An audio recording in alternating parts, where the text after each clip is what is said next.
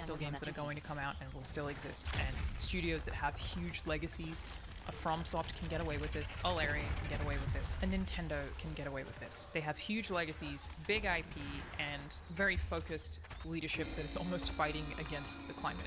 Those games are still going to exist, but they are exceptions. And so what I'm saying is the only way to get a Baldur's Gate 3 or an Elden Ring is to be a studio with a huge legacy, with a very experienced, knowledgeable team, and usually an IP. Usually. Because for vast majority of studios who tried to do what Alldayerrydaybaby did with Baldur's Gate 3, it's going to shut up the studio. It's not going to work. That risk is too high, they are going to fail, and they are going to shut down. And Sven, the head of Larian, has said so many wonderful things. His GDC acceptance speeches, his Game Awards acceptance speeches, where he's just calling out the industry for not having to do what they're doing. He's 100% right. Like, the industry is choosing to shut these studios down. They're lying to you when they're saying it's a necessity. It's a choice. It's a choice because the profits are not high enough. The area where it is a necessity is that they just answer to the stock market. It's not like it's a group of people in a room sitting there and being individually evil and saying, let's fucking tank the whole games industry, live service, let's get as much money as possible. Like, it'd be way easier if that was true. But really, it's just a bunch of people whose jobs it is to appeal to shareholders, to appeal to the stock market, just doing that because their whole job is to make sure arrow go up. And like, even if one of those executives were to look at a Baldur's Gate 3 and be like, oh, that did really well, let's try and do that. The next executive next to them would slap them because any live service game that is successful is infinitely more successful. It's so much more successful than a Baldur's Gate 3. It makes so much more money that why would you make even the single player experience that was expensive when you could make the live service game that's expensive that has more potential gain, right? I'm sorry about this video. So what do you do? What do you do? The only thing I think you can do is buy games you like. Think about what you put your time towards and buy games you like. Yeah, I don't know. I don't have a lot of positive shit to say for you. It's bad. The things don't make enough money and the risks are too big. That's my nice uplifting video for today, you guys. Hope you all feel great. I'm just really sad. I'm just really sad. If you're gonna fucking shut down Tango.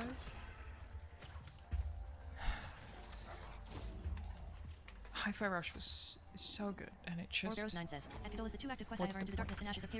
the fuck are we doing? By the way, I'm so sorry that I had to put an ad read in this video. I had to for time reasons, like it was required. That also... This podcast and every other podcast that I make is brought to you by our supporters on Patreon. They get episodes of Play, Watch, Listen early, unedited, and ad-free, as well as the opportunity to ask questions for any of the other podcasts that I do and request certain guests. But mostly, if you'd like to support this very independent show that has declined sponsorships for years now, check us out on patreon.com/Charalanza. So, hello everyone. Usually we don't intro the show at the start, but it's gonna be a beefy one today, and I'm excited. Meaty. This is Play, Watch, Listen. That's Mike Biffle. He's a video game director. And that is our friend Rami. Rami, I actually realized that I don't even know how to introduce you at this point. Games industry staple. Right. Yeah, I actually have no idea how to introduce myself either. I'm an independent game developer. I've been making games for about 15 years. I'm probably best known by gamers for Nuclear Throne, Ridiculous Fishing, which is a game about fishing with machine guns. Some smaller indie games from like 10-15 years ago, Super Great Box with Trousers. By developers, I'm mostly known as the person who goes around and tries to help developers around the world get access to game development resources. So I'm kind of like two different sides of the coin. So I just kind of do all sorts of things. Great. I feel better that I didn't know how to describe it. Austin, we just started recording. Welcome. This is the most professional the show has ever been.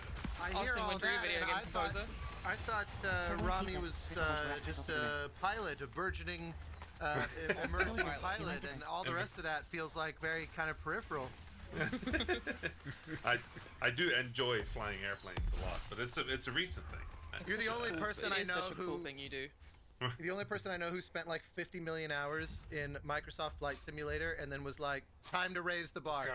Right. Yeah. Wait, is that how that happened? The graphics suck. I mean, so when I was really, really young, I really wanted to be a pilot. That was the first thing I ever wanted to be. I wanted to be a pilot because we would go to Egypt, where the rest of my family lives, once a year from the Netherlands. So I would get in the magic tube and then I would see all the buttons at the front of the magic tube, and then I would get out of the magic tube, and then I would be in Egypt. So that was phenomenal to me, and I wanted to be the people near the buttons. Fair enough. Then I got my glasses at like age 6, and my dad, being Egyptian, looked at me and went like, well, there goes your dream of becoming a pilot, because the only way into being a pilot in Egypt is via the military, and the military doesn't accept pilots with glasses because you're getting shot at, and if your glasses fall off, then you're not going to be a really good pilot. So turns out that in commercial aviation and in civil aviation, that's not actually a thing. Well, you hope you're not being really shot. awesome to not be shot at. Yeah. Yeah. So yeah, I played a lot of Flight Simulator, and then went, you know what? Maybe My favorite was you I love that. playing Flight Simulator on a plane with the actual like window open right next to you. That was my favorite little glimpse into your psyche. Right. That was I flew from Montreal to the Netherlands, and then as we were taking off, I booted up the flight in Flight Simulator and also took off. And then just checked how close it was, and it was terrifying. Like, the stars were correct. Whoa. And I was looking outside, I'm like, I feel like that would make me feel sick. Impressive. Like, you know how VR, you'll feel motion sick when your body's intuition about motion you're supposed to be experiencing isn't mapping to what it's telling you and that sort of thing? I feel like the slight inconsistencies between what would be on screen and then the otherwise very similar real-world ambient surroundings would make my brain kind of have a stroke. Think you're being poisoned. Yeah. That's what causes the vomiting. Everyone, that's Austin Winter. He's a video game composer. And Whoa, intro's up front. I had to, because we're going to be talking about Unity today, but I was told aggressively to ask you, Austin, of course, from our good friend Andy Grush, who asked you several times last night, to ask you about the guy that played at the Hollywood Bowl last night. Please don't spend 50 minutes answering this question. I'm aware of the risk of it. Andy called him the best musician alive. I was gonna say the same thing. I think he is quite possibly. Go on. Who? Jacob Collier. I think he is made of music. You know how in Phantom Menace, Qui-Gon says to Obi-Wan, I think Anakin was made by the Force. I think that is actually accurate about Jacob Collier. So I'd never even heard of him until Andy said that he was like... He's pretty niche because I'm actually blown away that he could fill the Hollywood Bowl because I think of him as pretty niche because what he does is so superhumanly sophisticated and musically complex. Not all of it is. He can do things that are incredibly simple and just gorgeous and laid bare. Yeah, But Imogen he has Heap the is like heart of a that. jazz musician, and he has complete and total command over music. I mean, he sings, he plays 1,000 instruments, and he'll do these 1,000 gold. complex harmonies with himself or with other singers.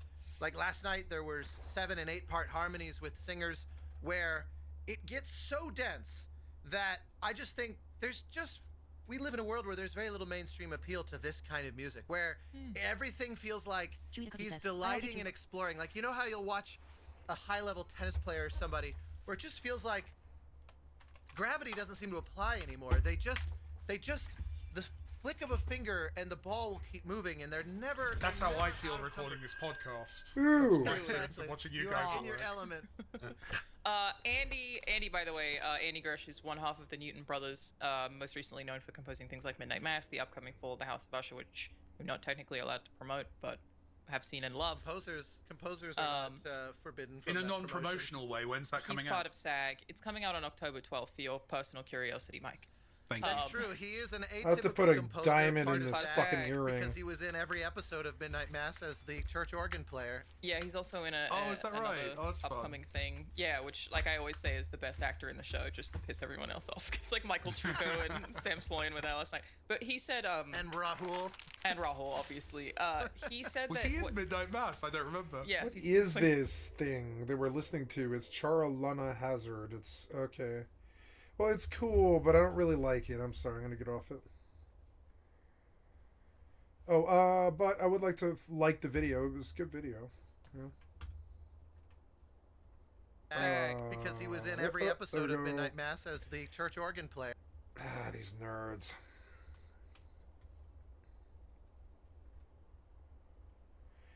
I waited years for this deeply immersive dungeon RPG, Monomyth. What's up, guys and gals? Welcome back to the Nerdcast. Thank you, Splattercat Gaming, for the excellent content from a stream. I'd like to sub to your channel. Monomyth, which is a game that I've been waiting for years, actually. This game's had kind of an interesting development path. I loved the first demo, thought it was absolutely fantastic. Second demo, I did not have as much of a good time with, but now the game is officially out in early access. We're going to take a look at it for the next 30 to 35 minutes, see if it's something you wanted to add to your wish list, or if it's something you would rather pass on. If after watching this video you want to get the game for yourself, I got a link for you down below in the description. On top of that, you can also find a link to my Discord and my Twitch stream and other associated stuff down there, just in case, for whatever reason, you need more of me in your life. But let's dive on into this dark little Arc Fatalis, almost like King's Field style dungeon crawler, which I think is very, very, you don't get these very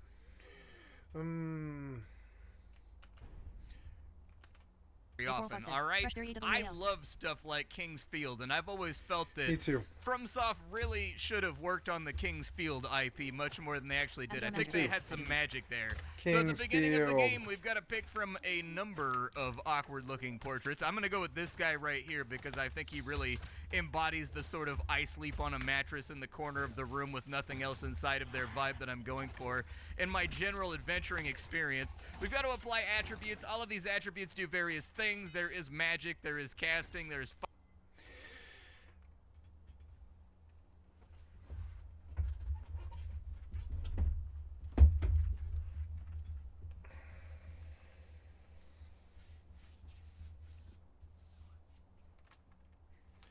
I absolutely love King's Field. It would make me so mad. I would quit for months. I thought it was such a hard game.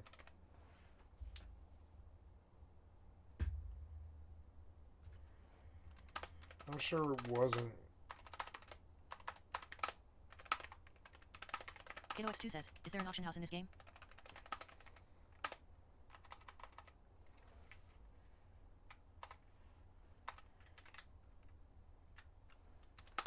Mawoid says, bleep the real man. Mawoid says, real G.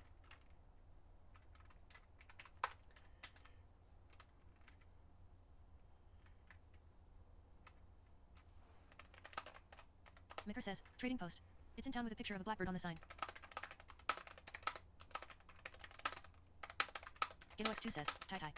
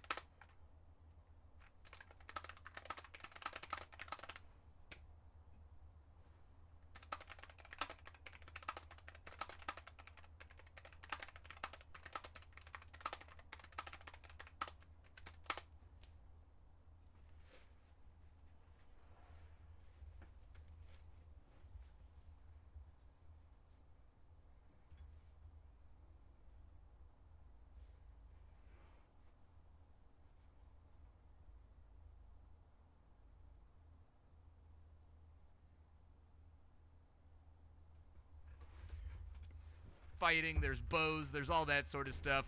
But for now, I want to be a fighter, so I'm going to put a couple points in strength. I think I'm going to put a point in vitality, maybe a little point in endurance right there. We've also got to apply some skills, so I'll probably just go all out with like a lot of ability to fight. I would like to be able to fight reasonably good. That seems to be the bare basic hallmark of a fighter, is that you fight good. And then after that, I would probably go with like some search so that I can find secrets, because I do so enjoy finding secrets in games like this. We'll go with 1 in lockpicking, and we'll go with 1 in athletics, because that makes our endurance a little bit more effective. And then we'll go ahead and fire off a username, and it's time for us to play the title. So after a brief intro, we were bonked on the head by an orc after going to investigate a castle. The entire realm is consumed by flame and lightning. This is a post-apocalyptic universe, but apparently somewhere at the bottom of this dungeon, there was an artifact that's going to help us beg the gods to stop what's happening on the surface. Our brother already came here and went missing. We are the spare, the heir and the spare, and we are the spare in a line of kings that are not diving down in here to try to find this artifact. That's a good story. I like that story. Usually I don't. Okay, so where are we?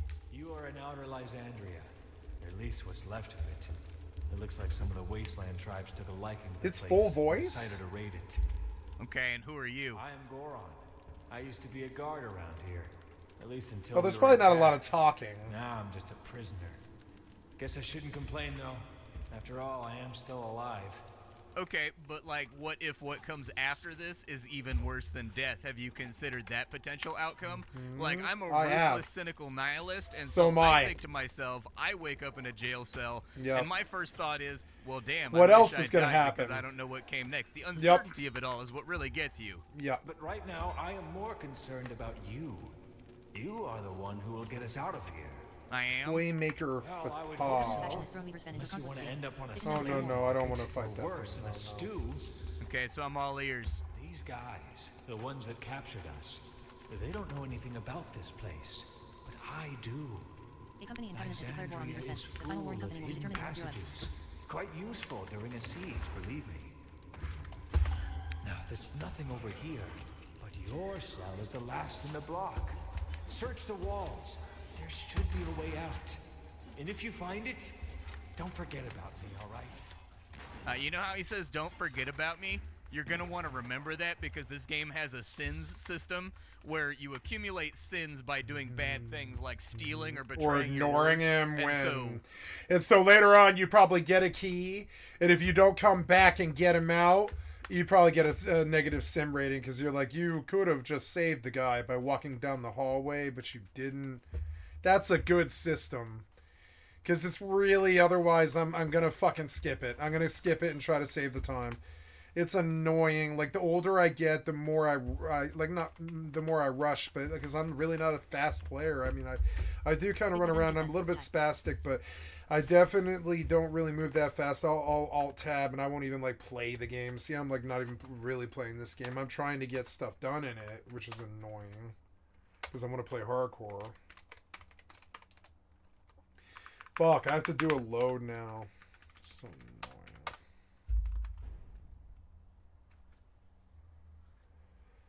Spitfire says, GTV / Spitfire _ what day is it? 964 Is it POVT and A 72 IDS 4HK recruiting for fresh start. Saturday? Slide through for details. It is 10/6, which is a Sunday. Oh, okay. Oh, it's Sunday and it's 7:30. Son of a bitch. I am sorry, guys. I'm going to have to take the trash up. I will have to pause for that, unfortunately. There's nothing I can do. So, it's going to come over here where it's quiet for just a moment. FFXI is logged out and Eve is safe. Yeah, that's fine. I don't care. Wow, so I did... oh, no. Nobody's going to buy that yet, I guess, but I don't know. It's fine.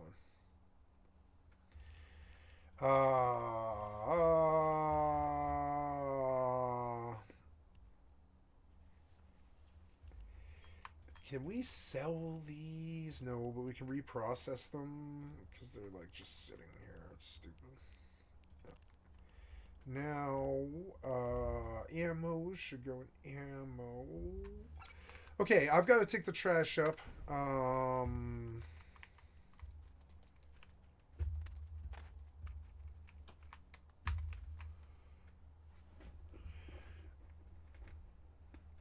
I gotta make a phone questing presets. call. New gears Or is no, required I to don't need to make a Project phone Wheel call. says, It's just I am gonna live fighting in this restless war. Tune in at twitch.tv/YABOIWILey 25 minutes till start. Let's go. 25 Snobby minutes face. will start. Yeah, that's good. That's good. So, yeah, we'll go back to her. No, wait. I went on the wrong one, I think. I did, sort of. Yeah, I did. Damn it. Yeah, it's alright. It's alright. Well, maybe actually it would be good. Nope, I can't buy anything, so let's log out. Oops. Okay, so... Ooh, red trees over there. What is it that I'm doing here? Farming? Yeah, I'm farming. Yeah, I'm trying to give bananas. Bananas. Alright, I'm going to take my trash out. This is the one break that I have to take every week. It's fucking annoying. All the rest of them are voluntary, but this is the one that I have to do. It's fucking annoying. I could do other things, but I mean, I don't have to do it, but I should do it. And I'm going to. There we go. My pen was on.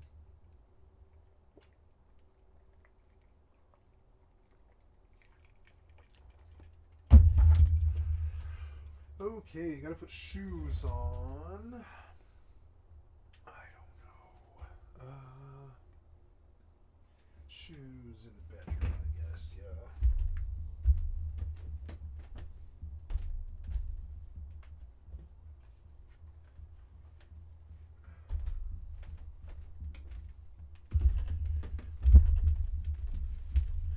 Clean my shoes, but... Akamara says, WTB human idly.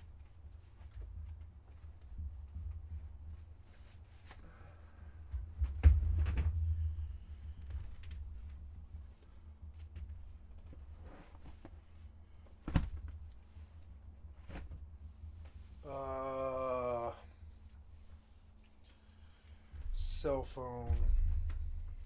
Sergeant Max says, anyone want to jam out at the Everfall fountain?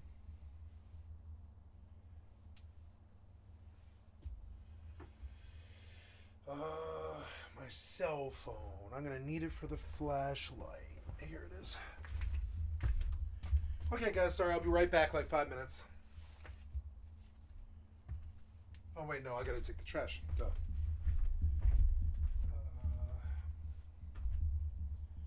You know, while I'm doing this, I believe I will cook my dinner. I'm so glad to do it.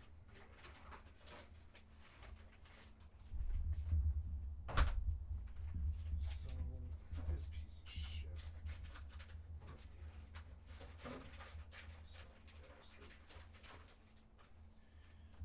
XXEN0187X says, Monarch's Bluffs Invasion 11 PM sign up to defend against the corrupt hordes. Earn gold, DM, tokens, and more. TFR will host a raffle upon win in MB. Must be in the Lilith Discord to win. Thaw Lilith. out. When you do, I'll turn you on. Now, as for the trash, yeah, trash. Here we go. No trash. In the trash.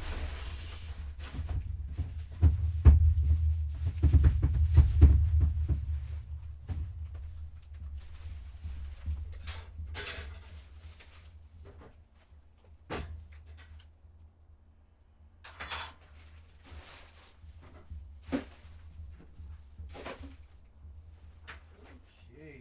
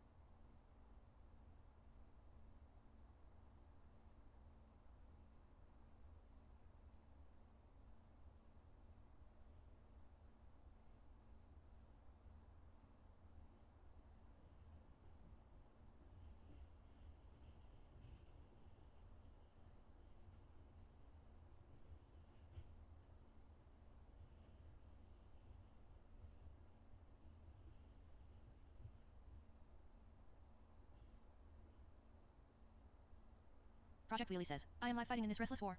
Tune in at twitch.tv/YABOIWILY 20 minutes till start. Let's go. Smiley face.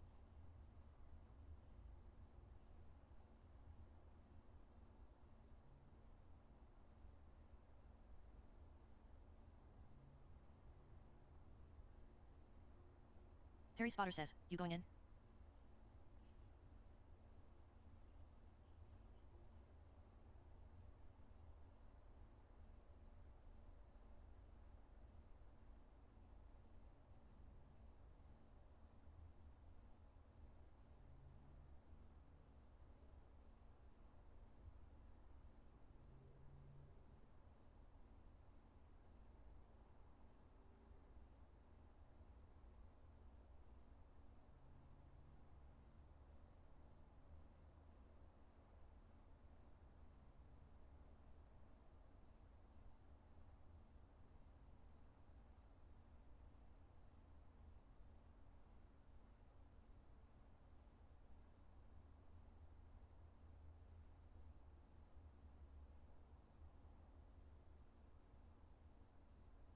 Clodic says, hey Mr. William. Ilbert says, X-Rom turn.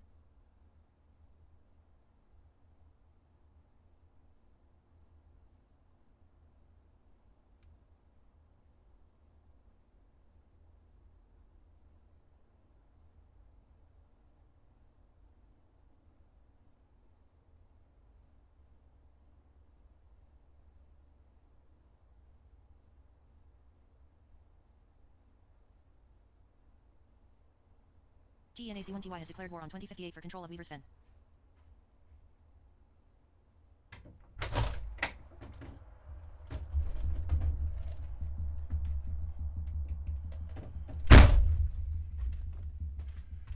Okay, sorry guys. Back.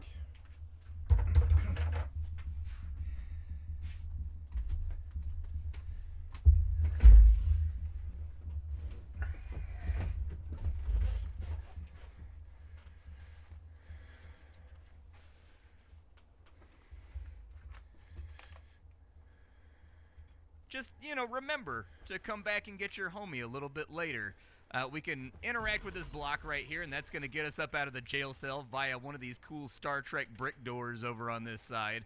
Crawl through the tunnel, see if we can get ourselves on out of prison and into trouble. Just a big old switch over here. Can I loot any of this? Stork Ravenpath says, X-Rom turn. I can loot that. I can get this Athelis over here. There we go. If you want to take stuff off your hotbar, so the game has this tendency to put stuff on your hotbar, and if you left click and if you right click, it will use it. If you want to get it off your hotbar, I only mention this for other people. Hold down shift and click it. It took me a lot of items to figure that out just going through keybinds.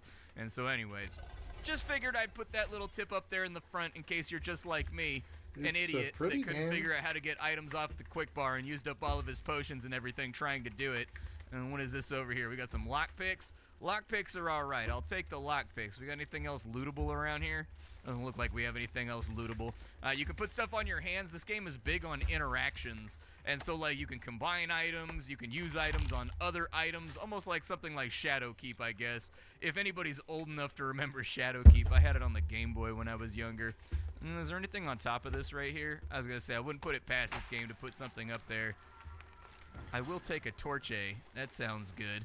Oh, look at that, dude. I've been gifted shoes. I am a slave no longer. The dungeon has given Splattercat clothing. I want that tip to go away, please. Can I do anything with the torch, or is it just hanging out in my hand? I guess I'll just put it over here real fast because the brightness is... Oh, yeah, to show you the interactions here.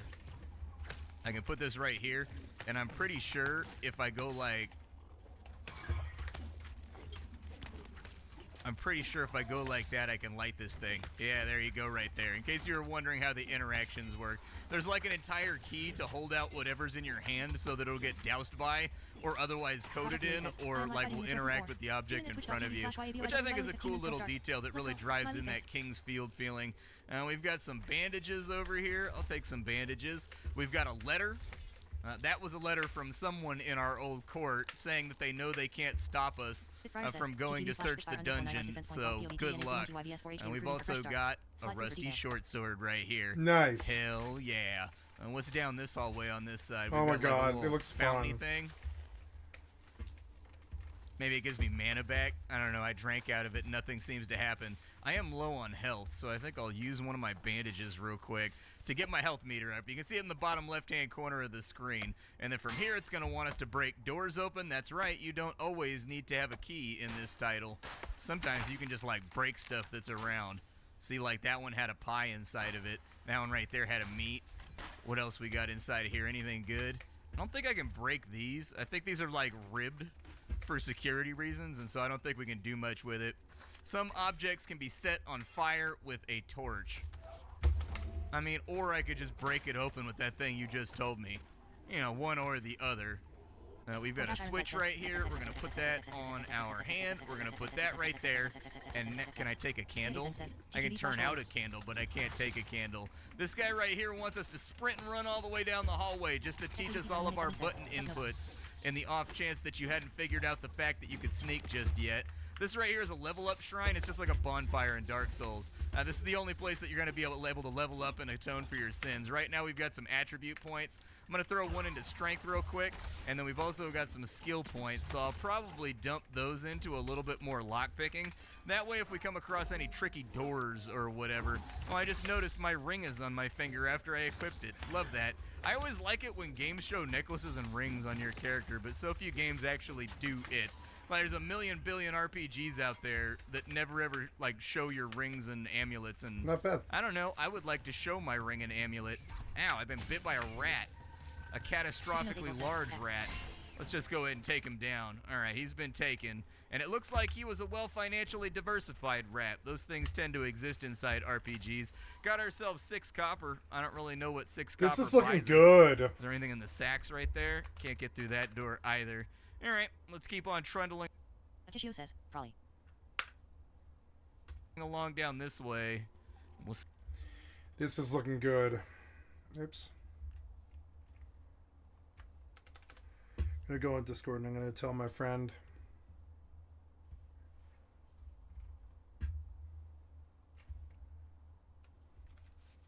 Brock Bimming says, boys or men. It's a very important distinction. Memphis the Old says, I do.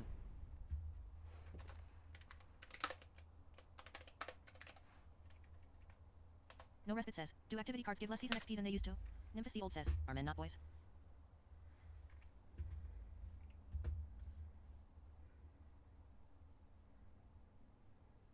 Brock Bimming says, yes but boys are not men.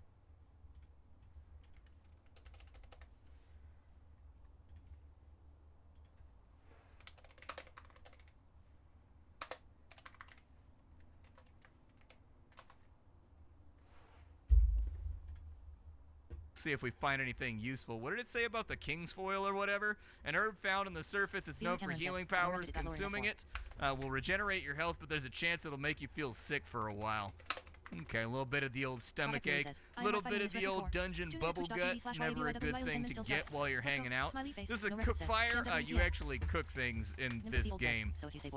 So were I to take the meat or the pie, and then I click on it, I can put it over here by the fire, and it'll actually cook up. Ooh. There you go. And then once it gets done, you can see it like growing and doing its thing. Then it will actually turn into something that'll heal up our character, which is probably good because I'm a little bit low on health. And so I'm going to go ahead and eat that meat right there, and it looks like it gave me a small regenerative effect. I'm also going to cook up these fish and take this fishing rod because anytime you find water in the game, you can fish. Now that I've got my cave trouts all nice and fixed on up so that we've got some healing items on us, let's continue on down the weather path. I'm going to eat a pie too, but I have an important question here. Like, what kind of pie was it? Was it like a cobbler? Was it like a brown Betty? Does that count as a pie? I don't know if that counts as a pie. But anyways, I much prefer apple. I like cobblers. You know, I like some strawberry pie, some cherry pie, a little bit of that pecan, maybe a little bit of pumpkin. Pecan pie is so fucking good. Pecan pie is almost my favorite. It's so dirty, fucking sugary. So fucking good. They have to put so much sugar in pecans to make them taste like candy, and fucking love pecan pie. I have a weakness for it. Nut pie. Adelaide Joe says, H7. Lex Rion says, H4. Yeah, so we sit around for 8 minutes, and this time I'm gonna ride a gun like hella lazy. John Wayne 05 says, I'm not healing this one. Joe Miss Lee says, Joe Miss Lee waves. in, but you better keep that rhubarb the hell.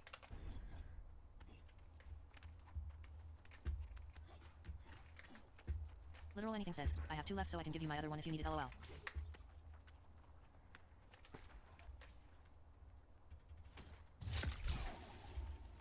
Anything says, I have some.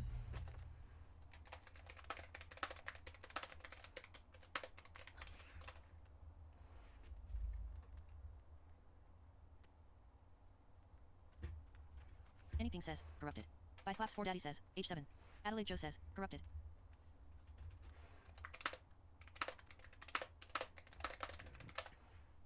John Wayne 05 says, I was playing PvP while waiting.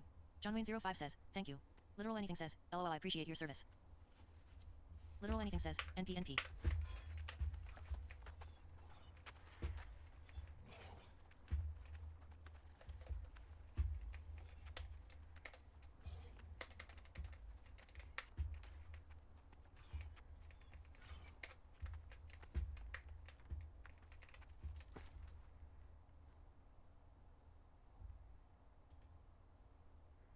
40 minutes, not bad. Old man healer says, old man healer does a running dance.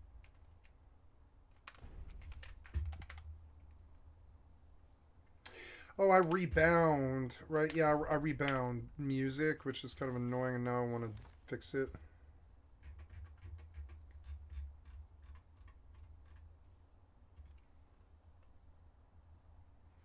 I guess I kind of want it to be F12 now. Yeah. Oh, no, that's a screenshot button. So, F11. Augments. What are augments? Herbert says, H8. Lexrion says, H4. John Wayne 05 says, H2. By slaps 4 daddy says, H7. Adelaide Joe says, H4.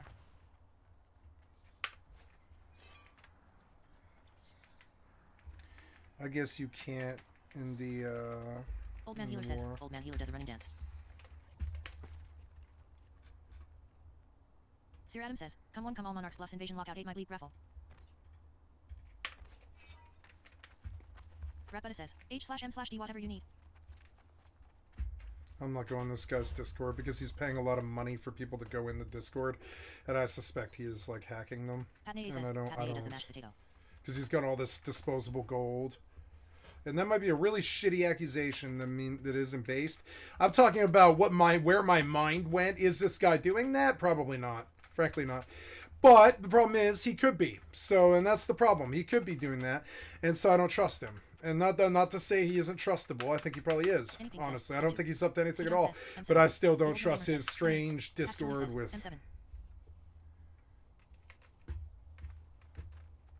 Thugnifum says, M5C. What did I hear? Did somebody whisper me or something? Oh no, that's just the sound it's making when they talk.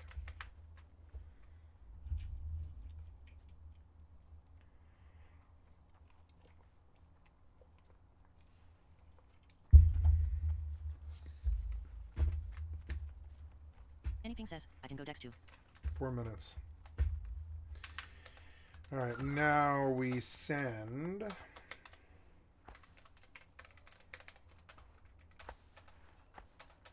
everything she's got. Start to the top and just send it all.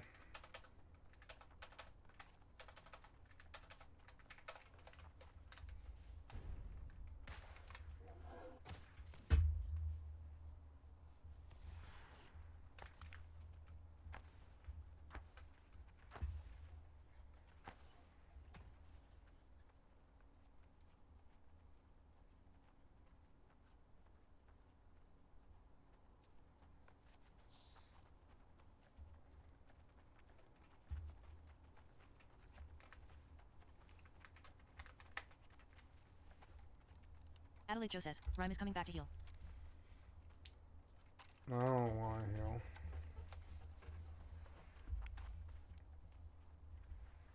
Maybe I will, though. It was boring. I'll sit on the gun, I think.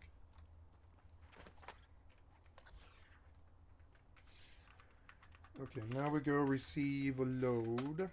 And load that video. Says, D2. hell away from me, dude. I'm not. Rhubarb is just fraudulent strawberry, and I will die on this hill. It's just knockoff Kmart brand strawberry, all right? If you're going to give me rhubarb, you might as well give me the strawberry. We got another cook fire right here, and I do have that on me. Go ahead and line that up real quick, so at least we got some healing going for us. All right, we got some arrows laying on the ground right there. We got a bottle of liquor, a couple more fishies. I'll probably just cook the fishes up right now so that I have them available. Can I burn the food if I take too long? Doesn't sound like it's making a cooking sound anymore, so I'm guessing you can't burn food. What about these mushrooms over here? Are these useful for anything? I love mushrooms. It will regenerate your mana. Okay, I don't really need... That's a big mushroom, dude. That's taking up some serious real estate inside my inventory right now. Stack those up. What does liquor do? Does liquor, like, heal me? Oh, it gets me a little fuzzy buzzy, dude. All right, cool. Nice. There's a key right here, an old rusty one. If we can avoid the tetanus, probably a useful acquisition. What's down this way? Stay in the shadows to remain unseen. Okay, let's do this thing. I am unseen right now. You can tell how indicative your presence is in the current environment. By the dot on screen, it turns into a triangle if you're visible. So, we're not visible right now. We're going to sneak up on this dude, though. Although this is not very fightery, if I'm being honest with you. Smack that fool. Yeah, it is.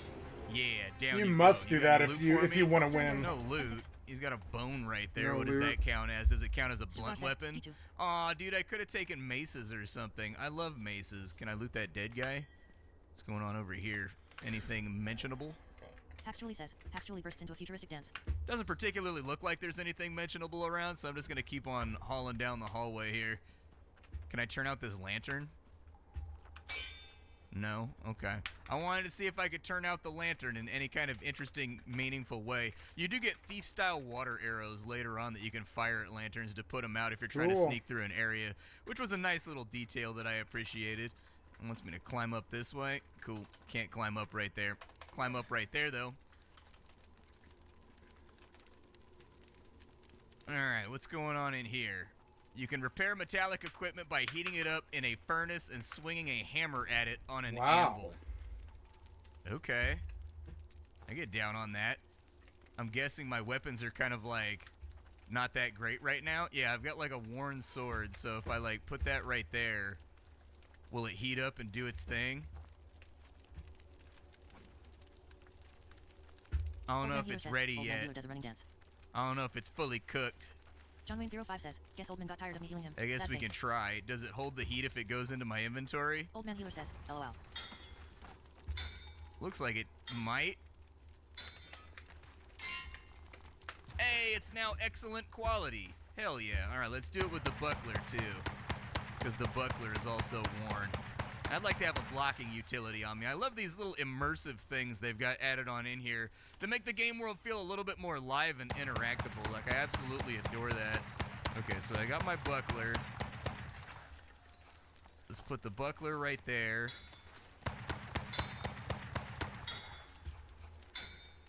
Did it work? It's now serviceable. I'm going to keep working on it. Alright, it's now excellent quality. We don't really get any pings or anything that tell us it's excellent quality, but I'm guessing we probably deal more damage now. Yeah, it looks like it brought the damage up. I think it was at like 33 or something before, so that'll be good. Does hitting stuff break up my sword and make it less valuable? I have questions. I definitely want the lockpicks. Was there anything else on the desk that I could take? No, nothing on the desk. Sacks aren't lootable. Can't use the sharpener. I like this game and I will buy it. Tome to cast memorized spells. I can tell right away. Spell by activating echo stones in the spell menu. You can go through memorize spells with the mouse wheel. Okay, but me big stupid doo-doo dumb. So I get the feeling we're not going to be interacting with magic altogether that much. There is a menu over here where we can try to figure out these spells if we were good at it. So it looks like we have douse, which is down to the left. Alright, so hey, I've memorized douse. Hell yeah. That means I can put out fires and stuff. They always give you the lame spells first, dude. They never give you access to the sweet spells. Does that break? I was gonna say, dude, that's the kind of place that I would put a secret, like an alcove behind the tapestry. That's some old school dungeon crawling stuff right there. But that opened up the gate on this side. Is this damaging my sword, by the way? It is. Oh no, dude. Okay, well, I guess I damaged up my sword then by breaking environmental objects. There's some bread right here. I'll take some bread. I will eat some bread too. You can also cook bread. Like, you can mix water with flour and make dough and put it in the oven and it'll make bread. We got liquor and stuff over here, but it didn't really solve any of my previous problems, so I'm not going to worry about it too heavily. There is a grill in here, just in case you wanted to learn the fine art of cooking. You can make your own bread. You can get your own healing herbs and everything else like that. But it doesn't look like there's dough or anything else around. But we do have lockpicks in here, which I'll almost guarantee are going to be useful further on down the line. I think I came in from that way, so I gotta go down the stairs over here. Treasure chest? Not really treasure, more of a medical chest, but I'll take it. We've unlocked that door right there, but I think that just loops back to where we were coming from so that we could level up. Have I leveled up again? I have indeed leveled up again, so let's put a point into axes and swords and then search. And then I'll probably try to level up my endurance a little bit. That way I have a longer stamina meter for fighting, because it looks like each swing is pretty considerably affecting our stamina. So it may be due to the fact that our weapon is like a rusted hunk of junk. But, okay, that's locked. Where does this go? That's also locked. Alright, let's go back this way.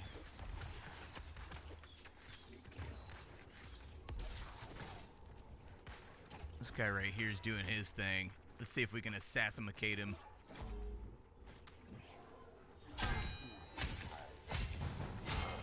Series of pretty good hits right there. I'll take them. Back up a little bit. Maintain spacing. Blocked his attack right there with my buckler. Cash lock. How dare you call me a cash lock? Blocked that. Oh, okay. All right, all right, all right. Big swing. Stagger him. That health bar is getting mighty low there, pal. Oh, ate that one. Oh, ate that one too. Okay, let's back up for a second. Woo! I got very, very lucky that last attack killed him, because I'm pretty sure I was about to eat that one. He doesn't have anything on him, but he's got a war cleaver and he's got a leather shield. How does the leather shield compare to what I have right now? This game looks good. It's not as good, so we'll chuck it. What about this sword right here? Were I to go back and repair this at the blacksmith, would it work out better than what I have? Nah, it looks like it's about the same.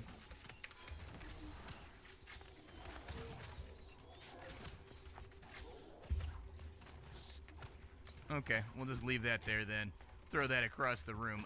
What I really need to do is I need to get like some herbage up inside my body right now. So we're gonna big chief it up inside the dungeon, and hopefully nobody minds.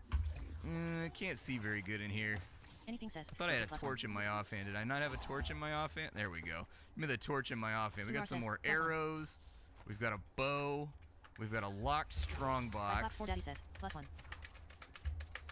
It's too complicated. I guess I don't have the lock-picking skill. Alright, fair enough. Swap back to my other weapons. And if I manage to level up, like, did that do anything for me? I am level 4 right now. I may be able to get enough lockpick to get in there. And then we got a fish and a bread. Just eat the bread. Don't care about the fish. We've got 2 more torches right there. We've got a dagger on that side. A prison key. I love the environmental objects and how things are just kind of like laying around. I enjoy that tremendously. Oh yeah, you can also lean like Tarkov. Like, oh, really? So you can actually lean your character out to peek out from behind. This game looks stuff, good. Which I think is pretty nice. I want to buy it. I will take the healing herb. Hope it's $20. But I don't see anything else that's looking super like it needs to be my thing right this second. An excellent quality dagger. Well, I don't have any piercing skills, so I don't think that's going to help out very much. But I do have an archery bow. Maybe I'll put some points in archery, although once again, not very warrior-y. You hear how my footsteps were louder on the marble right there for sneaking? This game takes into account what surface you're walking on top of in case you're trying to do a stealth run. That was the prison key, so it should get me access to all these little rooms back here. This looks like a torture chamber of some kind. I don't see any secrets inside of there. But we do need to go back and rescue our homie from the prison. I don't remember which corner he was squirreled away in, though, so we're gonna have to, like, find him. And here he is. Let's get him out of here. Where's the door at? There we go. What a relief. I already thought I would end up in a Wastelander's stew. Thank you. There's nothing to thank me for. You showed me how to get out of the cell. I showed you how to get out of the cell.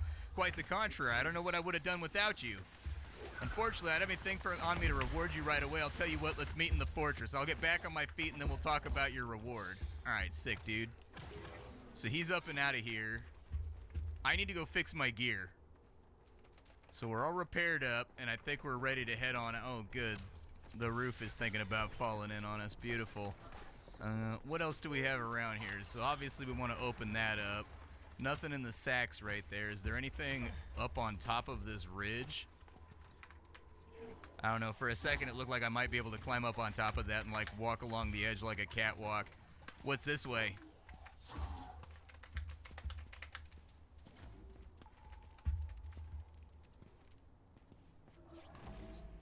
Well, we can see light. I mean, if we were trying to climb out of here, that'd probably be the way to do it. It looks like there's going to be a loop back, so I might not focus too heavily on trying to sneak around that right there. If I can take this guy, though, it'd be good.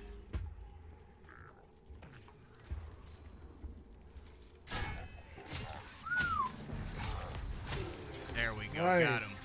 Combat feels pretty good. Like, it's got like Yeah? a nice weight to it. He's Yeah, got it dirty does. bandages. I've got to wash those in case you were wondering what the mechanic is there.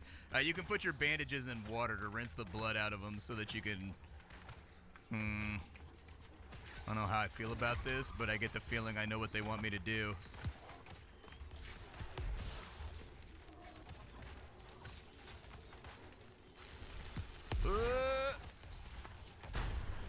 I mean, it worked. What's to complain about when the plan works? Is the well a place that I can clean these at? Like, let's say that I put these on my 1 key. That cannot be combined. Okay, so maybe I need like hot water or something like that, like boiling water possibly. Doesn't look like I can pick up the bucket. I was gonna try to put the bucket in there next and see if maybe the bucket would do it. But I have not leveled up, but we did get a Lysandria Heartlands. Okay, alright. Let's have a look around. Villa says, do you get weapon EXP in here? A Setha seal. Dison says, you do not. You took some notes. What does that mean? I also found a map. Oh, look at that. It Villa actually says, like fine. shows me. Okay, alright, fair enough. I don't know if we need the fine scroll or not. I'm not sure if that's going to be useful. Probably useful to wizards, but I don't know if you've noticed, I'm not really in like the wizarding business. Moldy bread. My mom used to say pick the green off it, it's fine. But every now and again you wouldn't get it all, and so you get like this terrible grassy flavor. Oof. There's a guy on the other side of the door. Alright, let's carry on.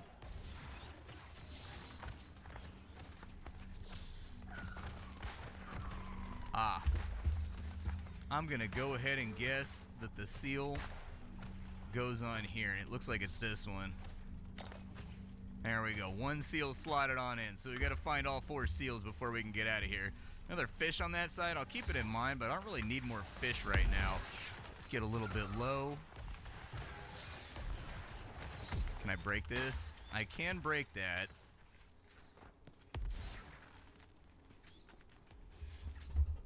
Ooh, coin pouch. Nice. Take a little bit of cash.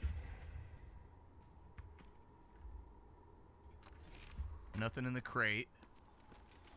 A few more arrows. Does that look like it'll blow up to you? Might be something on the other side of it. Let's find out. Cladus says, Cladus waves. Where were those dynamite barrels at? Adelaide Joe says, There "Will they Paul allow are. you to be an audiobook narrator, please.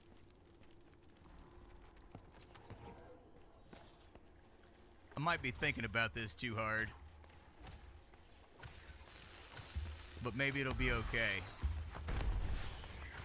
It did not do anything, so that's fine. That's fair enough.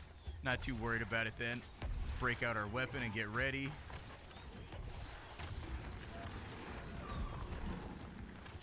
I don't see anything outside of the door. Ow! Destin says, do you mean the person doing time calls? Oh, dude, there's like a little... Man, there's like a little tripwire right there. Alright. Let me get a little bit of healing back inside me. Maybe eat a steak or two and see after I've got this tenderloin running through me if I'm going to be feeling alright. Okay, so we don't want to step on that. That's a mana fountain. Now I got to pay attention. Now I got to pay attention to my footwork all the time, too. A blue potion. Candles. Nothing else that looks particularly interesting or helpful, though.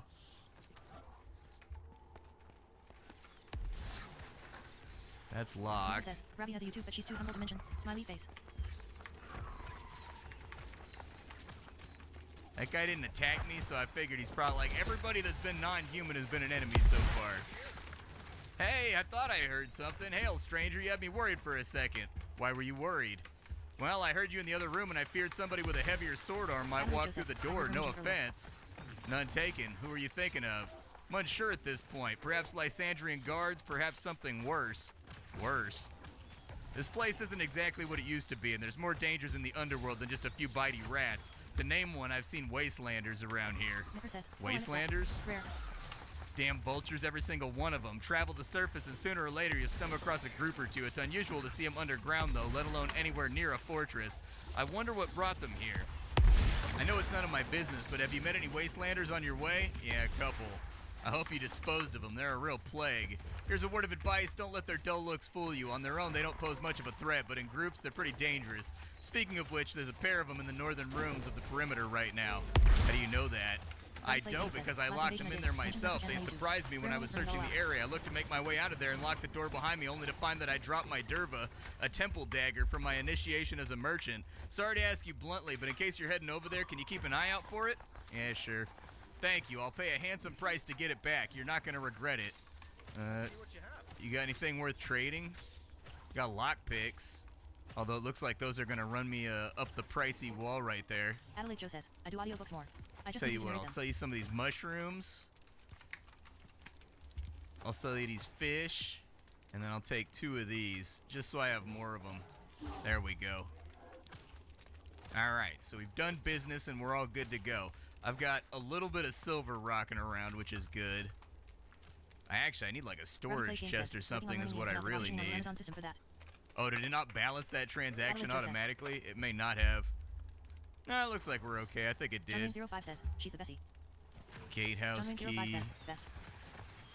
Adelaide Joe says, I look forward to it, truly I do. Ooh, there's a magic sneaky boy, like, I don't know, like an augury thing that I can look at. Can I loot this stuff over here? You're not going to mind, right? That's locked.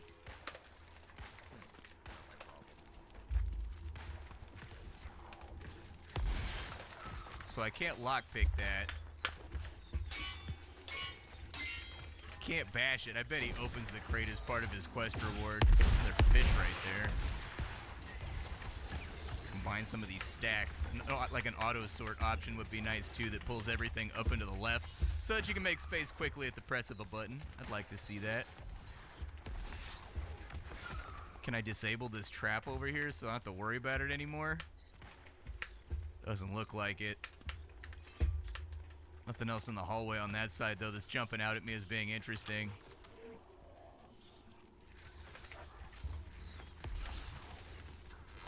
Strongbox, got another lockpick inside of it. I don't know if I need all these arrows.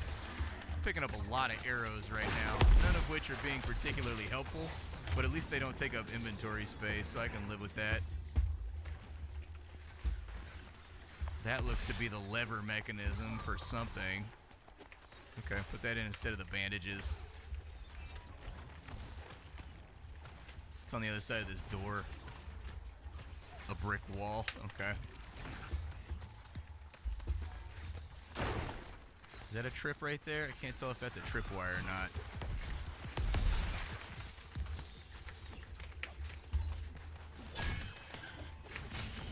It's okay, we got him. We took him out. A little bit of meat just in case we get a little bit hangry a little bit later. Put that in right there. Pull that, and it looks like it activated an elevator. Oh, it's a drawbridge. Okay, we can see through there too. Some kind of like mystical, magical door in there. Little bit of jank. My weapon appears to be clipping through the wall right there, which is not ideal. You want your character to pull the weapons back towards his chest so that it gives it a little bit more of an immersive flavor.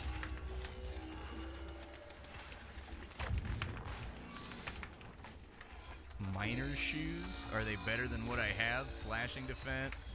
They are much better than what I have on right now. And if you look at your character, he's actually wearing the stuff that you put on. It does change if you look down at yourself. It's locked. Can I pick it? Too complicated? Okay.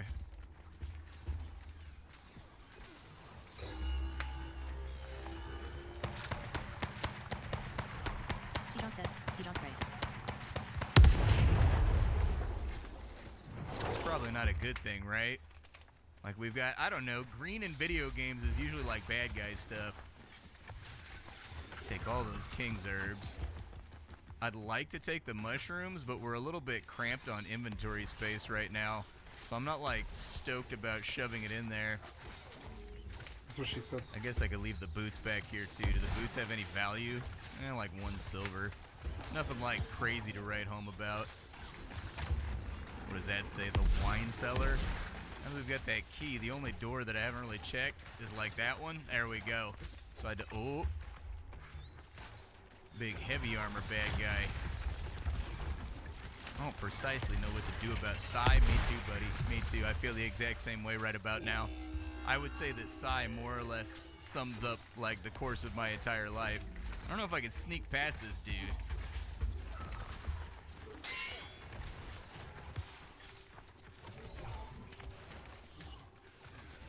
Uh-oh.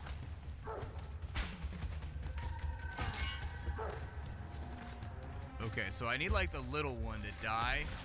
What happens if I close the door on him? He just comes straight on through.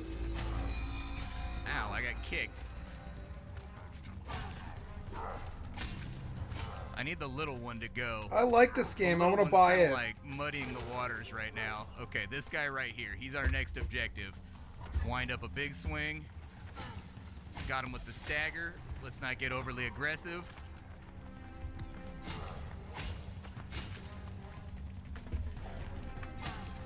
Ooh, I staggered him out of his healing potion. Nice, dude.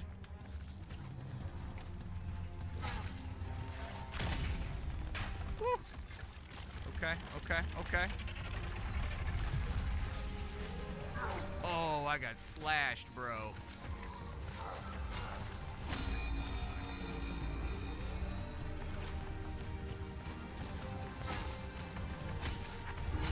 Oh! I got dominated. I got dominated. It's unfortunate, but it happens to the best of us. The real downside here is that my weapon is like shredded now.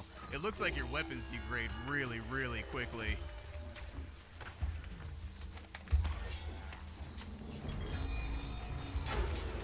Oh, but they maintain their health so that when you respawn, you don't really have to like fight them that hard. Okay, we may want to track down a means by which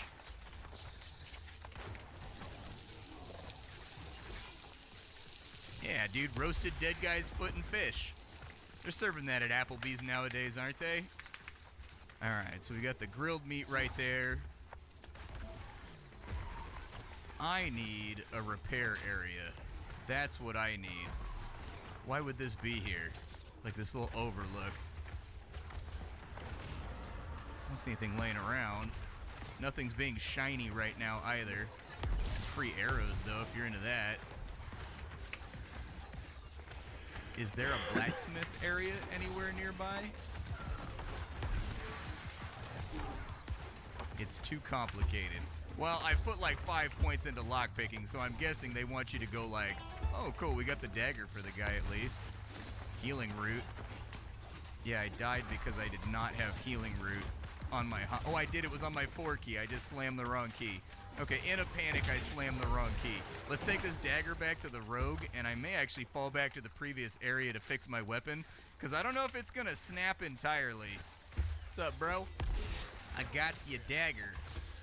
You want it? Here it is. Thank you. You did me a great favor. Take this as a reward. What did he give me? Looks like he gave me some money, I guess. I could probably sell him the fish. I think he just gave me money after taking a look at all my various stats and attributes and stuff. I gotta go back and fix my weapon. I'm not crazy happy about it, that but I don't really have a going to die down. That the game Oh my god, you like loaded the other video. Why? Anyways. replacement right now. If I had another short sword or something that I could wield, I guess I could pick up the, I did have to do a corpse run, by the way, too. I had to go pick up my body, and I'm not sure what that accomplished. Like, I was dead over on that side over there. But, since we bushwhacked this guy over here, I'm going to take his war cleaver, because it at least gives me a backup weapon, just in case. But it looks like they just go down to ruined state, so it might not be that bad, all things considered. So was there anything that I missed inside of here before I go anywhere else? I saw cracks in between the boards and the wall, and I thought maybe I could get in there. Let me level myself up real fast and see if I can get into some of these locks, man. Hey, with 7 skill points, I was able to get into this one. We've got leather leggings. Probably better than, yeah, 3 times as good as noble pants. But it looks like we've actually got to pay attention to our encumbrance, too. I don't know what that largely affects. Oh, it looks like I can sprint in combat, too. I wish I had thought about that. Yeah, it looks like you can sprint forwards and backwards. Where's this door go? What fresh new nightmares await me? My weapon's already wasted, so I might as well take the pies and stuff. Can I see anything?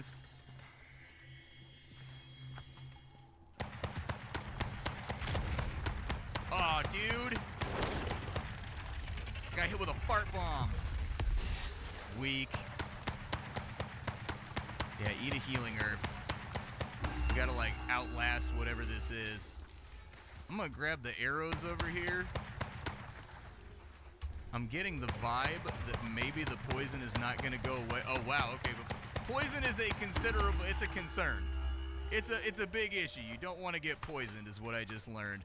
Let's eat some bread. I'm gonna let my health regenerate for a second, and then we'll continue adventuring in alternate directions. Alright, I'm healed up a little bit, so we should be feeling a little better. Oh, okay. Giant magical artifact thing. Queen's Leaf. What does Queen's Leaf do? A bitter fruit that is used to cure illness. Probably would have been helpful. Is that better than what I'm wearing right now? It is absolutely better than what I'm wearing right now. Cool. I haven't found like a tailoring station or anything else that I can fix my armor at, so I don't know if it functions like that. This is obviously a rotation block puzzle, so we gotta find the sequence around somewhere. Either that or we gotta be smart enough to guess it. And my estimate is that this wall over here maybe opens up. Oh, maybe not.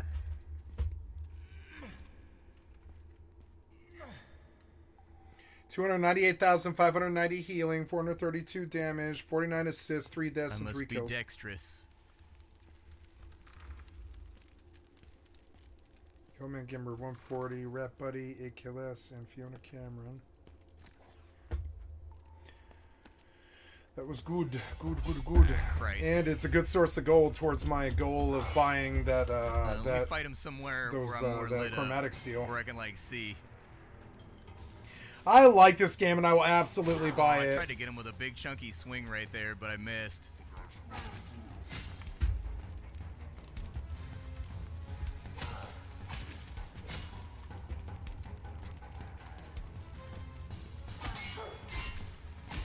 That one Dude, just did threw they a mess rock or with each something other? at me. Oh. He has no shield. My weapon's definitely not hitting as hard as I would like it to hit right now. Yeah, don't die, buddy. Oh, Okay. no, run. Oh, barely missed that one. Got me with the kick, block, though. block, block. Kill him, he's out. Yeah, Okay, there's one down. Yep. Give me the healing Damn, herb. this combat looks good. It's not like one-shot bullshit, and I mean, they're kind of bullet spongy. Trying but to get what damage I off mean, I can with that's kind of, I think about how many blows a human would take, dudes. yeah? Shiro About says, 10 blows. Yeah, I think it's about 10 or something. Yeah, no, he's hit him like 15 times because he's full armored. He's so low. One more hit, one more hit. So low. Kill him. How is he not dead? Kill him. My weapon is super Kill busted. him. Kill him. Okay, there goes another one. He's down. My God, I like the combat. I will buy this. This looks better than the last one. That one's worn. War cleaver. All right, I'll equip his cleaver real fast because it's better than what I got going on. Yeah, my weapon I is would say it absolutely is. torched right now. He's got some moldy bread, a couple. Wow, coins, it's a and some realistic meat. game. I like I'll it. take it. There's another door on this side too. That one's locked though. Can I pick it? Too complicated. All right, so I need more lockpicking skill to get on in there. I get the feeling there's a lot of stuff to discover and to miss inside of this game. So far, I'm having a really good time with it, though. I like it. I love little Kingsfield, sort of Arts Fatalis, sort of dungeon crawlers like this, and they hardly ever get made anymore. Strongbox got nothing inside of it. That's the worst kind of strongbox. That's a weak box right there. But closing thoughts, I guess, since the video's already run kind of long. I lost track of time here. That's always a good sign, though, right? When you lose track of time while you're playing a game. Game looks good. The main thing that I notice in this early access is that this is a it's very early access. immersive dungeon crawling game a la Arx Fatalis. Or something like King's Field, which luckily King's Field 4 is one of my favorite games of all time. Yeah, King's Field 4. And so anyways, the big thing that I didn't play 4. I didn't know there was a 4 even. I thought it only went to 3. I didn't know there was a King's Field 4. What is that, on PlayStation 2 or something? What system is King's Field 4? Is it on PC? Japanese, October 4th in the EU. Action role player. It's a single player. Kingsfield 4 is a PlayStation 2 game. Yeah, it is. The Ancient City is a 2001 action role-playing game developed from Software for the PlayStation 2. Yeah. Did they put this on PC eventually? I don't know. I think this is a good game. It's weird. This guy has weird taste, and so do I. It's weird. Yeah, Kingsfield 4. I didn't even know this existed. Let's go take a look. I mean, I could emulate it on PlayStation 2's PlayStation 2 emulator, but I don't know. Can I get a mouse keyboard set up on that? Kingsfield 4. Okay, Kingsfield 4 is a dark dungeoning masterpiece. Okay. What was the name of this game? Monomyth. Okay, this is going on the one thing that stands out is that you this is this guy's a collector. Look at that. He actually knows what he's doing. Fucking sweet. And the background isn't totally girl repellent either, which is also very good. So,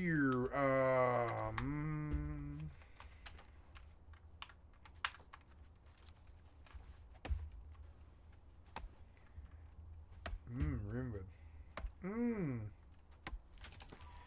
Okay, so I will sell that.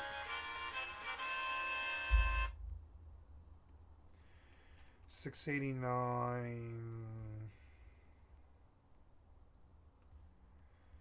I mean, it's a good set of cloth gloves. RICP242 says, X-Winter. $6.93. The ones that I have are $6.99. Oh shit! Oops.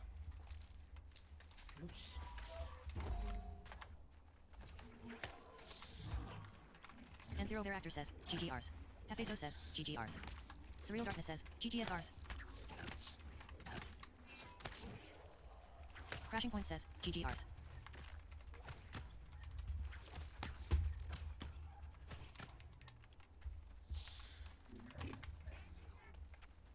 MOMMY416 says, GGSRs. Grim Daddy says, GGSRs. So Fresh Son Lulu says, GG.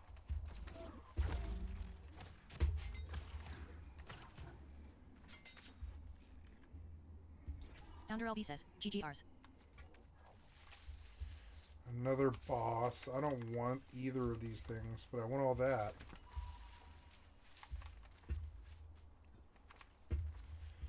Do I still have that buff? I best use a different set. I want 8 set. And then I want... Lazy says, GGRs. Nakime says, GGRs. Oh, I need to feed my horse. Saints XTR says, GGSRs. Tremboloni G says, GGRs. Abize Crush says, GGS. Kylo Trent says, 240. GGRs. Submissive VG says, GGSRs. WeChat Warrior says, GGRs. LL Demon Lee says, GGRs. Crunchy Napkin says, GGRs.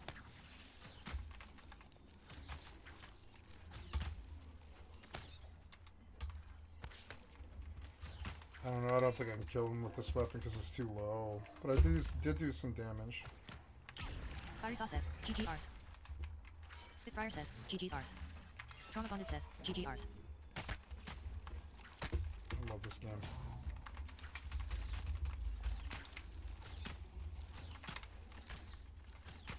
Vision Hero says, GGRs.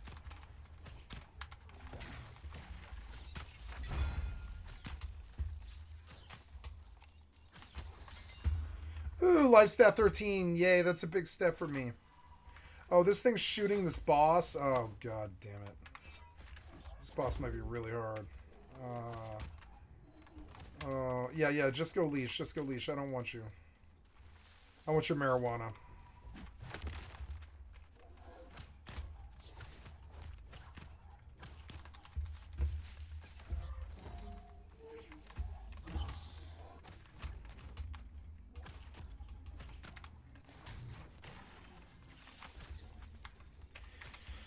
Yeah, fucking leash so I can keep, like, looting your shit. Let's go. GGRs.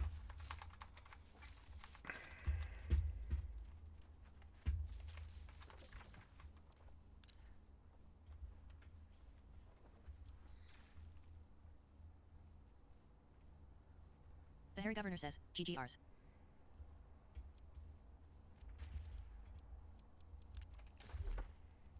AIMS FPS says, Tenacity Fort.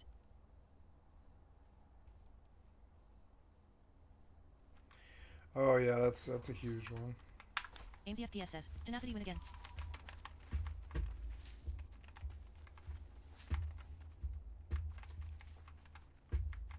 SOUP7187 says, Tenacity wins again, baby. SOUP7187 says, LFFGGGG. AIMS FPS says, Hajaja. Mawood says, GG. AIMS FPS says, yeah baby. AIMS FPS says, GG Mawood.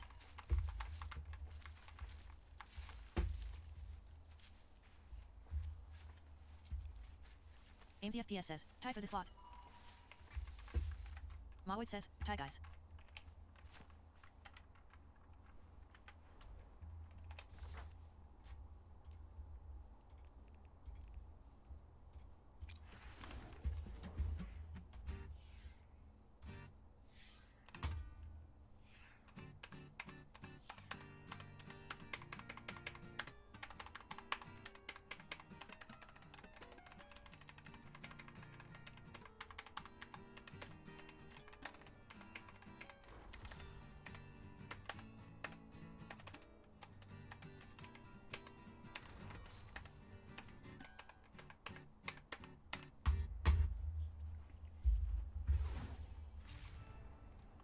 Oh, I'm about to hit 200. Oh yeah.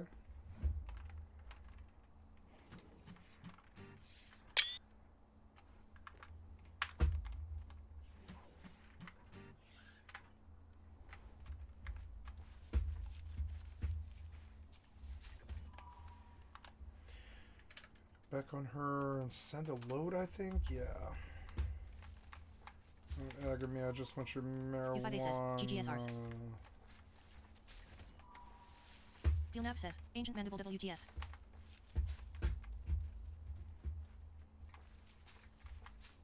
Quantum Juice says, GGR's Fun War.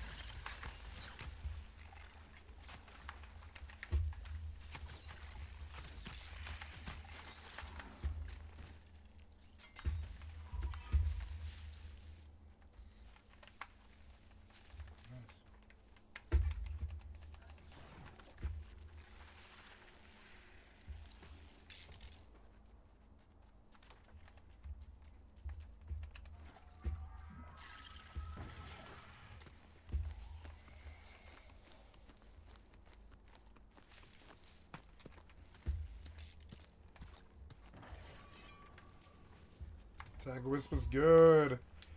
Good for potions.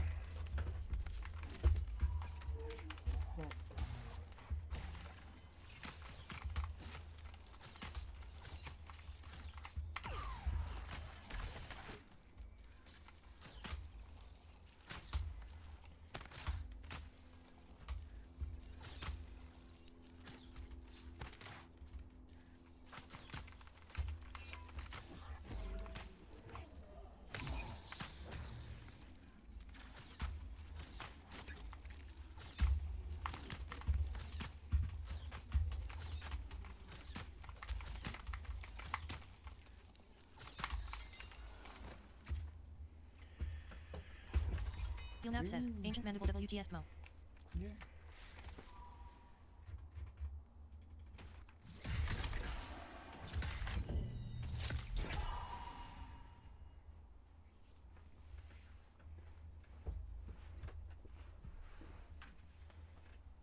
Oh, my pen. I don't know where this is. That's not too good. Where's my pen? Why do I get the feeling I'm never going to see it again? What did I do? Oh, yeah, pizza. This. Okay, so, yeah, this pizza. It's not too good. It's really not that good of a pizza. It fucking sucks. I will cook it because it is food. Yeah, it's alright. Royal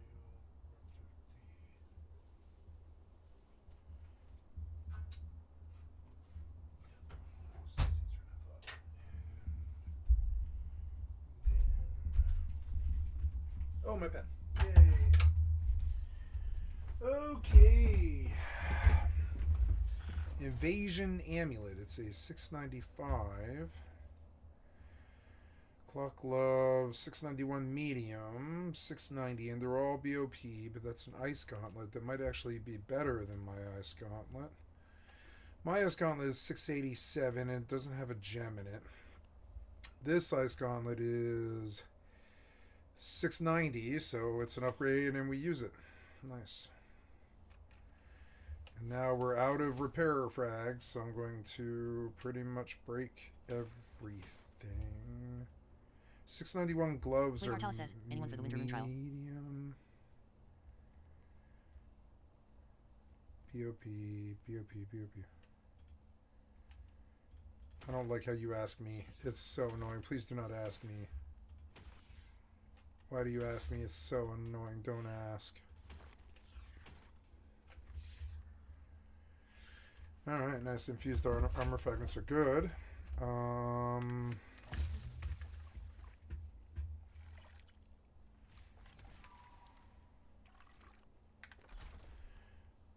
Oh yeah, the season pass, yeah. So, okay.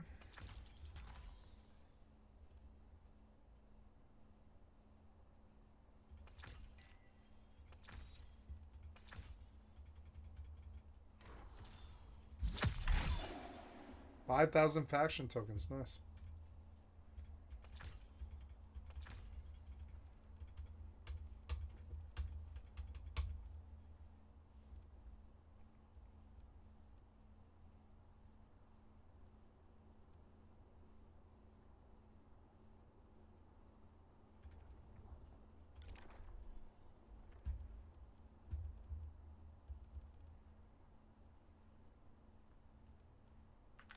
Kill beasts is good.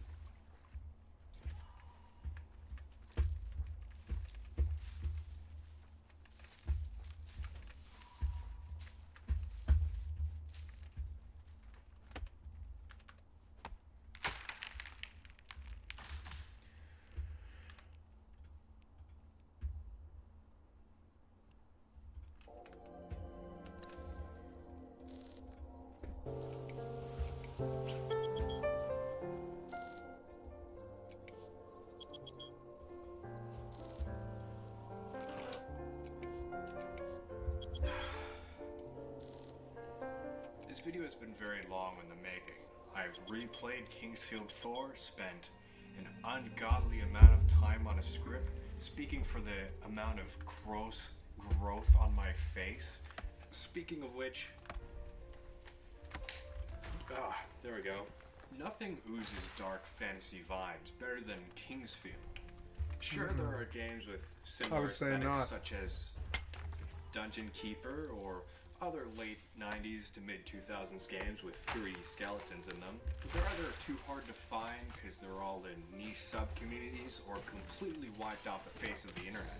It took me a long time to find this series after finally finishing Dark Souls 1, and even a year later to even get my hands on one of the best dungeon crawling experiences I've ever had. You may find it weird that I'm starting this retrospective at the tail end of the franchise lifespan. Well, Kingsfield 4 was my first entry to the series, and I feel like if you can appreciate this game, then you can understand the technical limitations throughout the whole series. I mean, this game barely controls better than Kingsfield 1, despite the PS2 having 2 analog sticks. Part of the experience is also the discomfort of the slow movement, making the player feel anxious and uneasy when exploring. Contrast this with Shadow Tower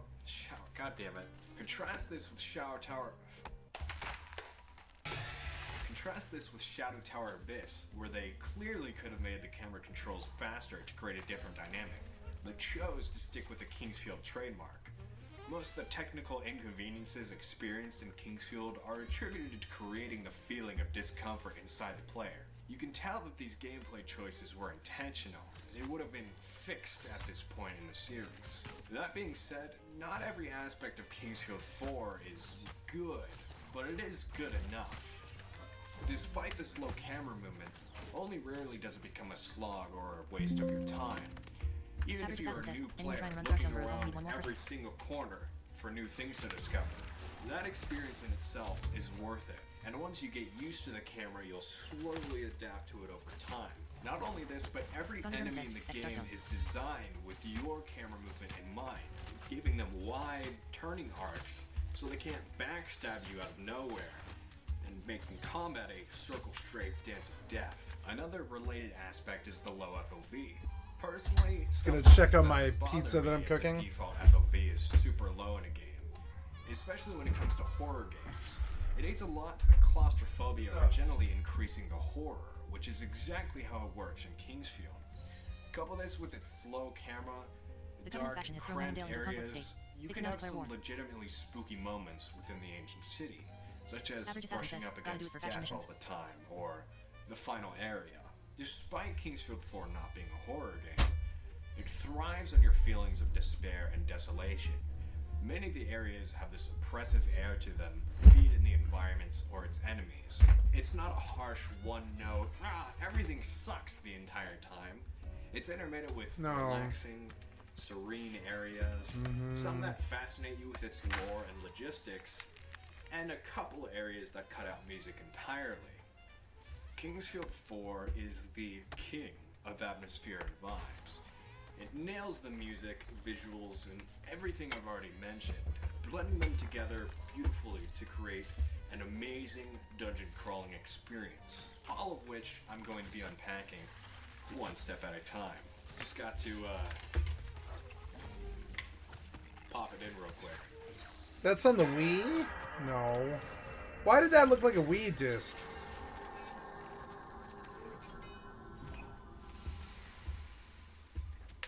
Fucking PlayStation 2. Can I get keybinds on the PlayStation 2 emulator? Oh my god, I've never played this game and that makes me bad, I think. It's not good. We start off the game with a glorious introduction to the Holy Land of the Forest Folk, where there used to be an ancient cursed idol of darkness. I've only played 1 and 2. Misfortune will befall those who behold the idol that stares into the darkness. There's this massive army led by none other than the Sword Master from Dark Souls 3. He can surely handle it. Hey, they're all dead, inexplicably. And now the idol of darkness that has obliterated countless kingdoms and generations is given to some random guy in a shack. I'm sure placing the fate of a dying kingdom in our hands is a flawless plan that couldn't possibly go wrong. Level 7.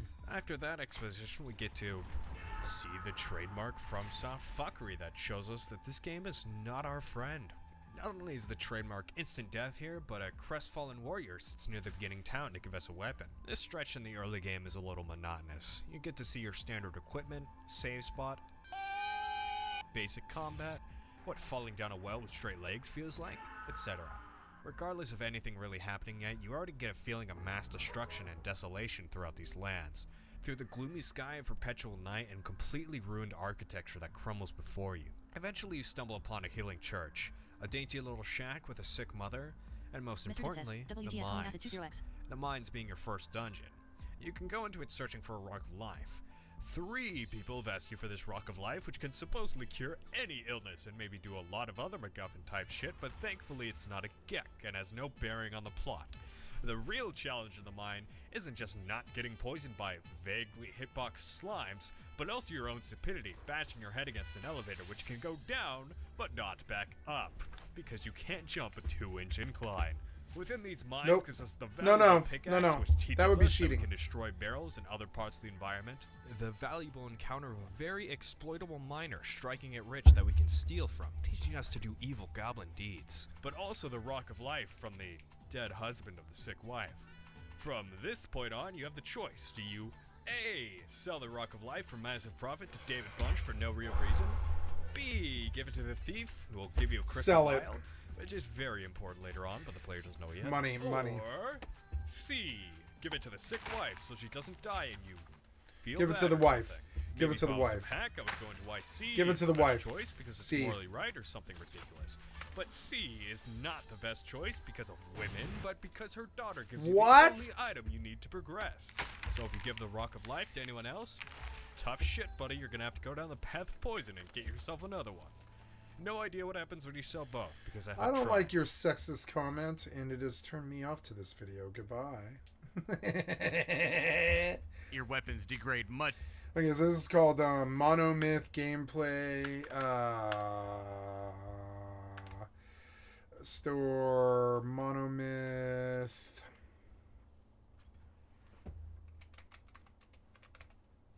$18. Ooh, there's a demo. Monomyth, $18. I might actually buy it. It's cheap right now. It's $2 cheaper right now. As the sun sets, says your father's wish.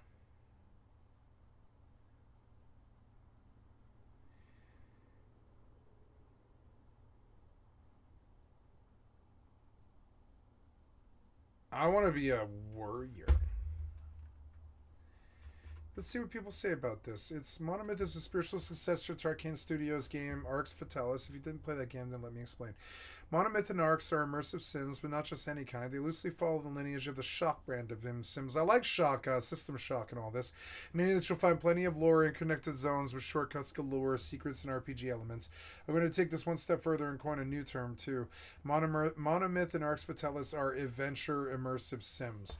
In this game, you'll find yourself gathering resources not only for combat and trading, but also to solve puzzles, much like an old Sierra adventure game.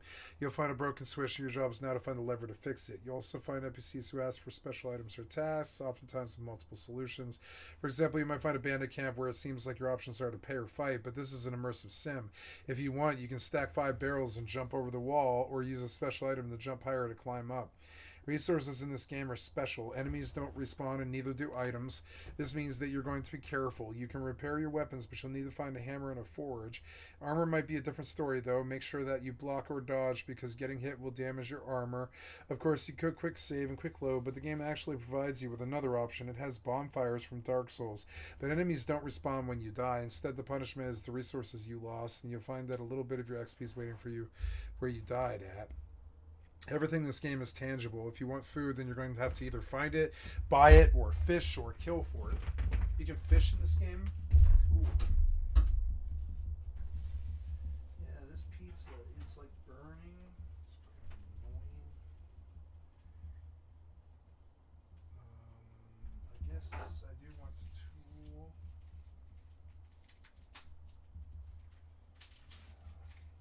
Pull this out. Use this.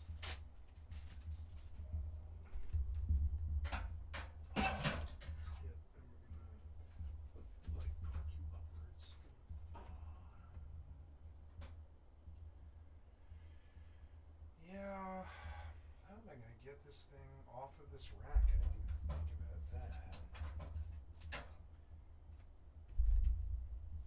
I'll have to turn it off, I guess. We'll mega cook this thing and then I'll turn it off. And then when it's cool, I'll eat it. And I'll microwave it. So I think that's got like another 5 minutes, something. Everything in this game is tangible. Oh, you know, I forgot. I was going to put some more vodka. Be right back.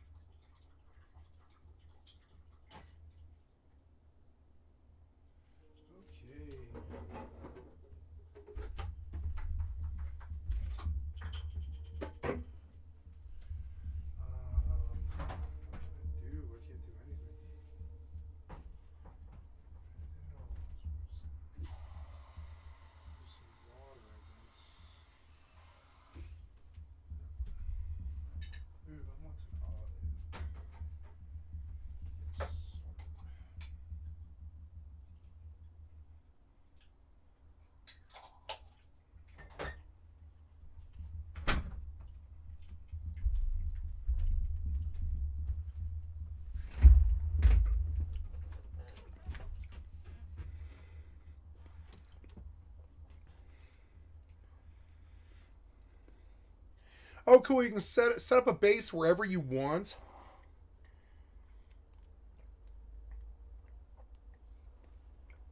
Or you can sell them to a merchant. This game is the ultimate immersive sim. You'll even find that most lights can be turned on and off, including thief style with water and fire arrows, or good old magic like an arc. So you have so many choices in this game. Even the quests have multiple solutions, some peaceful and some not so much. This game is early access, but the present content is well thought out, but definitely needs some polishing. If you're like me, then you'll probably get plenty of playtime out of it. I've played about 7 hours so far, and I haven't hit a single section from any of the game's demos, of which there have been several. I recommend trying out the latest demo if you're on the fence. For me, performance is great, but keep in mind that I have a 5800 X30D and a 7800 XT. I can get a locked 144 FPS on high settings. The game has no irritating graphical effects, and it has the FOV slider, which thankfully goes up to 120 degrees. However, I'll say that the weapon view models are a bit too small, but they scale with the FOV. I'd love to see a view model FOV slider added in the future. The game runs on Unreal Engine 4, meaning that the some light modding should be possible, albeit that's going to sell it for me. In terms of critique, I have very little. The game's two biggest problems are its lack of a gamma setting. You can use Universal Unreal Engine 4 Unlocker's Gamma X command to change it for now, and its poor animation quality. The game looks a little janky, but it generally feels really good. Everything in this game is really well thought out. I'd highly recommend it, especially if you're a fan of Arx Fatalis and King's Field. First-person RPGs are incredibly rare, and this is one of the best available. Game does not hold your hand. You got to think and make plans to get to places. Some might not like that aspect, but for those who grew up and started gaming in the late 80s and early 90s, will remember Eye of the Beholder, Ultima Underworld 1 and 2, Elder Scrolls Arena, etc., etc. Those games sound so good. Okay, I think my pizza's probably done. It smells like burning now. I'm gonna pull it.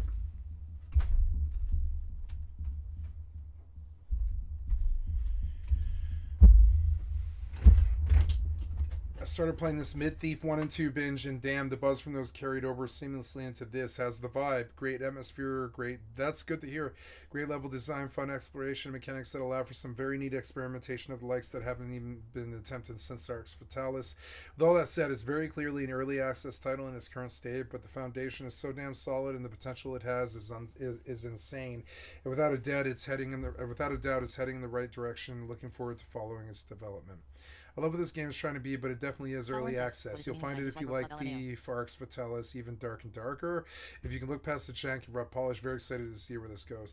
Great game, doesn't hold your hand, but also doesn't throw you in the deep end for the sake of it. Feels very often, very open, despite literally taking place underground. The map and its various Dark Souls style shortcuts were designed with care, and it shows. Doesn't quite get me back to the first time I played Morrowind, but short of a time machine, it's as close as any game could get to it. I'm only 4-ish hours in, and I can confidently say this is a really great early access FPS RPG, which there are not that many of. It gives hints of Arx Vitalis, a little bit of DM Might and Magic. It holds a solid foundation, serviceable combat. There's quests. There's also an open-ended way to how the quests are. Lots of dialogue options. Every quest is optional, and nothing is holding your hand.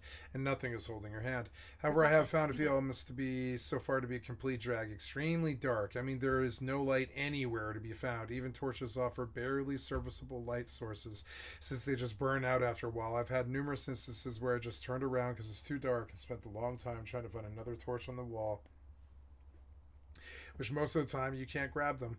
I do not like the way the game handles arrow economy. They're practically a delicacy in this game.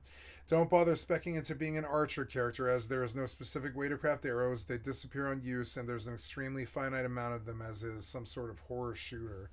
The way magic works in this game is trying too hard to be unique. Arx Vitalis was the really good innovation in FPS RPG spellcasting. The way it works in this game is just awful. Speccing into spellcasting will only yield disappointment, as you realize the magic system is built on the prediction you found a bunch of prerequisite pieces to make the spells work. It's actually quicker to get mana and spellcasting working in Outward, a game with also an unconventional mana spellcasting system than in this game. Combine these three huge issues and you funnel every playthrough into the same playstyle, walk around in the dark, swing the same two weapon types, and get lost, which reduces replayability. And then the early access growing pains. The game is also set up in a Metrovania-like fashion where the map positions itself to have backtracking, and lots of it. Routes will bend and turn or return to the fountain bonfire, basically, which is convenient, but the map is so expansive and dark it's extremely hard to get across without getting a headache. There's no fast travel or really anything. You're just expected to run in the dark everywhere, as so far everything looks the exact same, leading you to run around aimlessly, run out of torches, and end up in the dark. There's no visual markers to really set apart anything. It all just blends together. There is a map with a marker function, but I don't see why there aren't already markers on it if there's settlements like the chapel, city, etc. With a game as big as this, you should be able to fast travel the fountains, but at the very least, this game is not linear. There is no reason to disrespect the player's time by making them trek the same way 12 times for 9 different reasons. Another huge issue is nothing is explicitly explained. I understand not wanting to hold your hand, but even Arx Vitalis made mechanics clear and concise for the player to engage with. This game just assumes you'll know you need 12 parts of a pentagram to cast most spells. This game just assumes you know where to go, even though everything looks the same. It's dark as hell. Areas are locked off either by lock gate or some magical barrier, which again, the game assumes you'll know what to do. This game will assume you'll know something is a puzzle, or that body parts are part of a quest, or that you'll know what to do with them. And it's honestly a crazy decision just to go fuck it, just figure it out. Again, it's honestly a crazy decision just to go fuck it, just figure it out. Again, this game just came out. There's no wiki, so everything sucks in this not being explained regard. You'll end up just hitting a wall and going fuck it yourself and doing literally anything else than getting frustrated in this game. I do recommend supporting this game in early access because it's one dev and I can see the vision. I understand where it wants to go and is trying to do, but it's early access right now, so it's pretty rough. What was this? I made a bunch of money. Oh, the fireworks crate. Yeah, he just bought one for 8 mil. I'm selling these for 1.5, which 8 times 1 is 8, but then another is another 4. So I got 12 mil for this. But I mean, I bought them for cheap. Yeah, fine by me. Yeah. So I don't know. That's not what I see here. Much too quickly for the repair system. It looks like he's got a really good torch. They currently have implemented. The good news is that this is early access, so they can fix that by just editing a couple lines of code more than likely. But other than that, I'm really digging this title. I'm having a really good time with it. I like these old school dungeon crawls what was a it? ton, and it's don't an really heiress. get Oh made yeah. anymore. I like heiresses. They make me money. Claim your item. Oh yeah. Hypernet wins. Hypernet wins. Hypernet wins. Hypernet wins. So what do? We go to the ship hangar and we look for this heiress and we place it on the hypernet pretty much immediately for the full fucking price, and we take the money. We take the money, Lebowski. We take the money. Why won't you work? You are fucking with me right now. What's happening? You will not close my hypernet. Yeah, you will not close this. Why? There you go. Hip says, why is my char twitching out? Daddy Too Nice says, need tank and DPS for Dynasty. 78 mil for this Daddy Too Eris. Nice says, Really? please. Okay, well, I would like to sell this Eris. Yeah. So cool. Yeah. What's that sound? That was New World. Yeah, it is New World. I'm out here trying to get bananas. And I'm kind of on the wrong side of it, I think. Because the bananas are all in the green area and not this, like, forest area. This forest area doesn't have bananas. Or maybe it does. I don't know. I can't remember. There's some bananas. Yeah, there is bananas here. There is.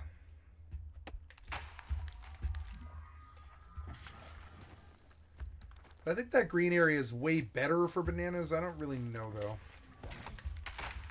One of the annoying things is it requires a lot of combat to do all this fucking farming. It's annoying, kind of. But it makes me better at the weapons. And hey, look, I do a lot more damage now because of those simple points that I did. It's good. Daddy Too Nice says, need tank and DPS for Dynasty.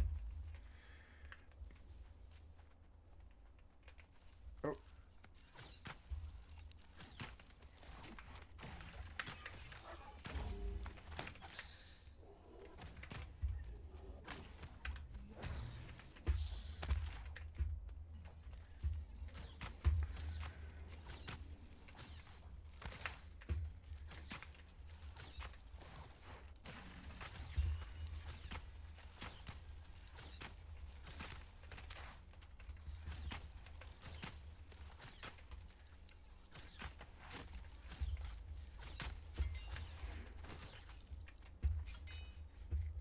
Fucking annoying, but I mean, I do get skills in the staff and all that. I mean, it's okay, but it's not ideal, really, to fight these mobs this slow. It takes so much goddamn time. I should put good weapons on my farming set, just because, honestly, I use them more. Yeah, I think I probably will, honestly. Yeah, the Void Gauntlet is what I'm leveling right now, so I'm going to use it on both sets, because it's stronger. It's fucking stronger. I can just carve through these things because, yeah, I want the ice staff and the Void Gauntlet. Honestly, this is the life staff. I don't think I want the life staff. I think I want the Void Gauntlet. Or sorry, the ice gauntlet. Yeah, I want the Void Gauntlet and the ice gauntlet on this set. Yeah, and we'll learn this. This kit as well. Fucking annoying. I mean, I do a lot more damage now with the Ice Gauntlet, which is good.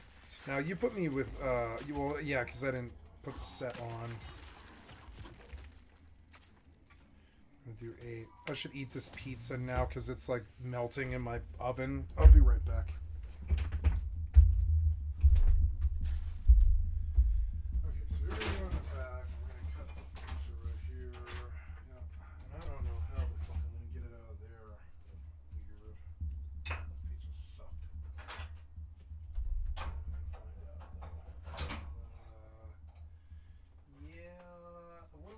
We need some kind of surface to put this on, which is not too good.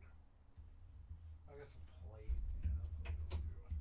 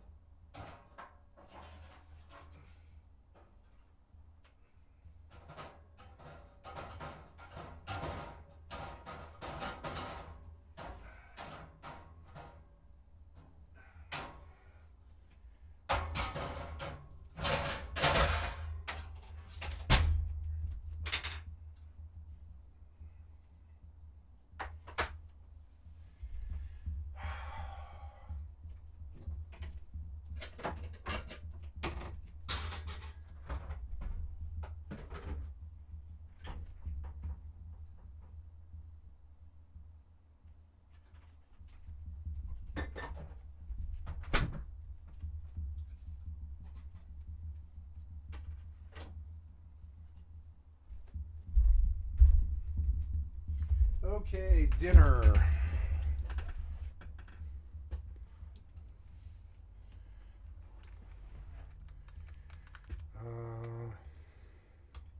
I guess occasionally you get a title like Lunacid, which I think is fairly close to this as well. But all in all, I am very pleased with this early access so far, and I'm looking forward to see where they're going. My name is Splattercat. I sift through the pile to find what's worthwhile in the world of indie games every single day, so you don't have to. Today up on the chopping block, it was Monomyth. Tomorrow it'll be something else. Thanks for hanging out, and that's all I got for you, folks. Bye. What's up, guys and gals? Welcome.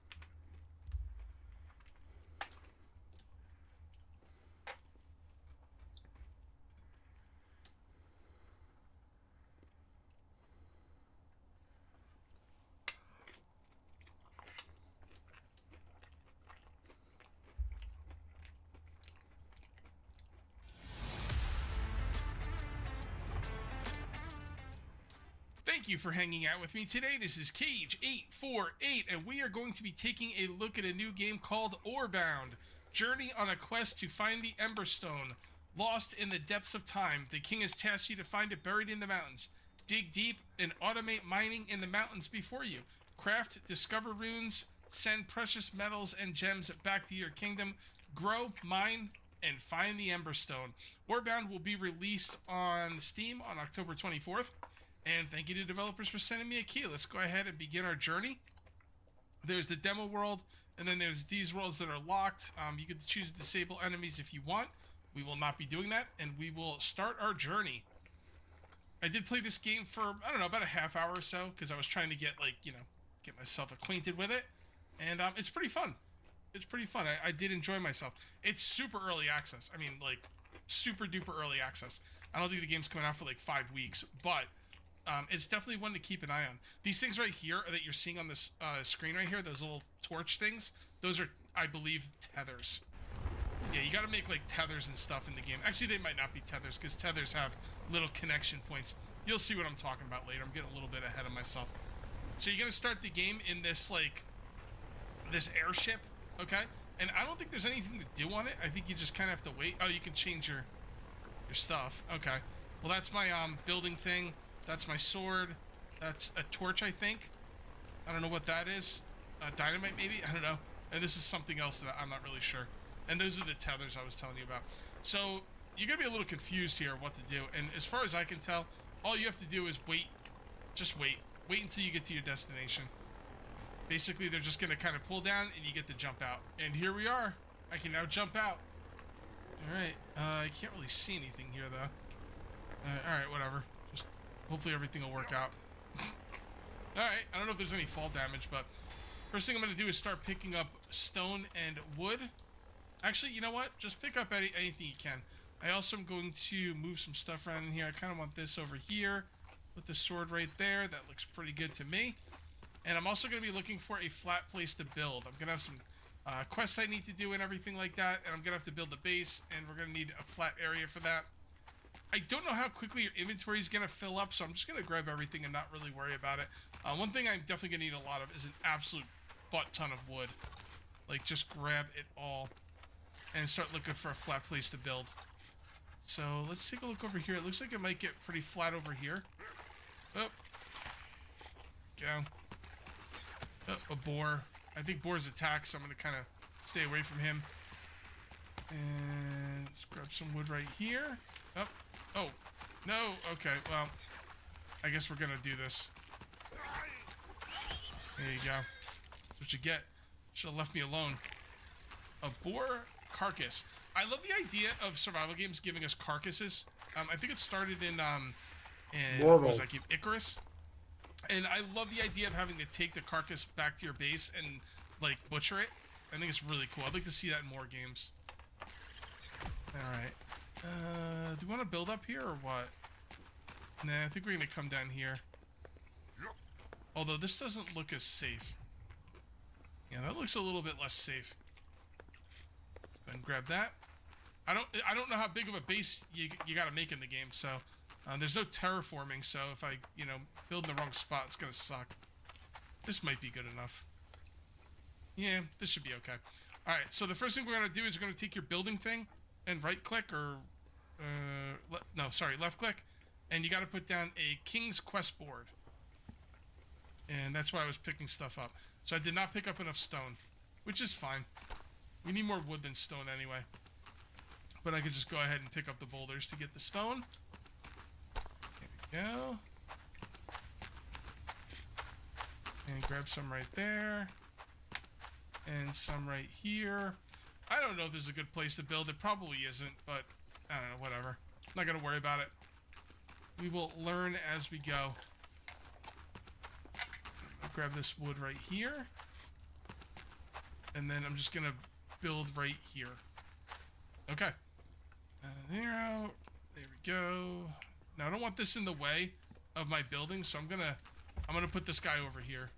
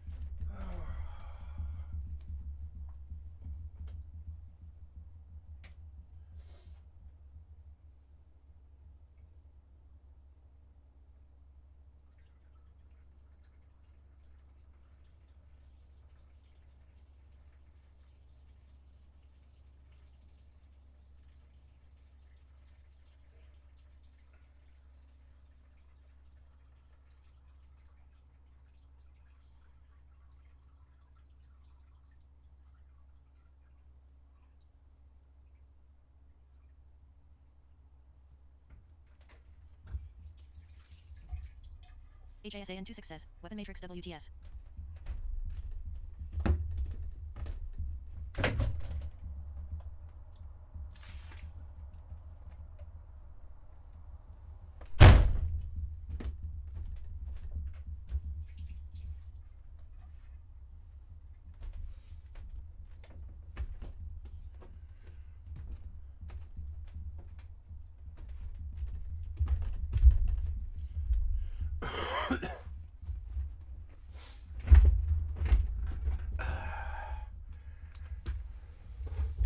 Face that way. Cool. I'm glad he came down a little bit. He wasn't floating. Oops. The board is essential. I like this, but I don't think it's my game. I think Icarus is better than this. Ooh, I'm learning a lot. It's good. Just watching YouTube, you learn so much. It's fucking awesome. This wasn't that good. This is the real Donald Trump. The guy Thank who you, never pays the his Young bills, Turks. I've liked the stuff guy to your who channel. strips his own workers and then claims to have $10 billion and then rubs it in their face.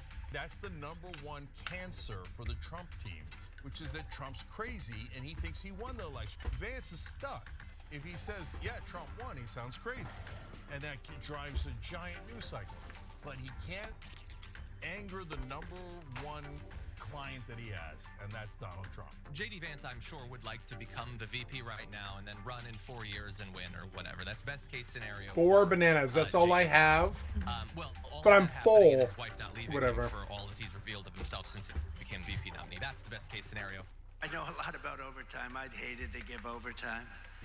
I hated it. I'd get other people. I shouldn't say this, but I'd get other people in. I wouldn't pay. I hated During a rally in Pennsylvania over the weekend, man of the people, former President Donald Trump admitted to screwing over his own workers by refusing to pay them for overtime. Yeah, that's how he'll treat you when he's in power too. Came as he was talking about his very popular proposals to end taxes on tips and overtime pay, which the crowd understandably loved. But the energy quickly changed when he came clean. Let's make everybody deadbeats. The type of employer who doesn't want to pay his employees overtime pay. Let's watch. We will have no tax on tips. No, I do like that. That's good. Overtime. And no tax on Social Security benefits for seniors. No tax. No tax. Wow, he actually dropped the platform. Wow, he actually dropped the platform after 8 years. Wow, he actually dropped a platform. Matthias Finn says, Mr. Lily, go home.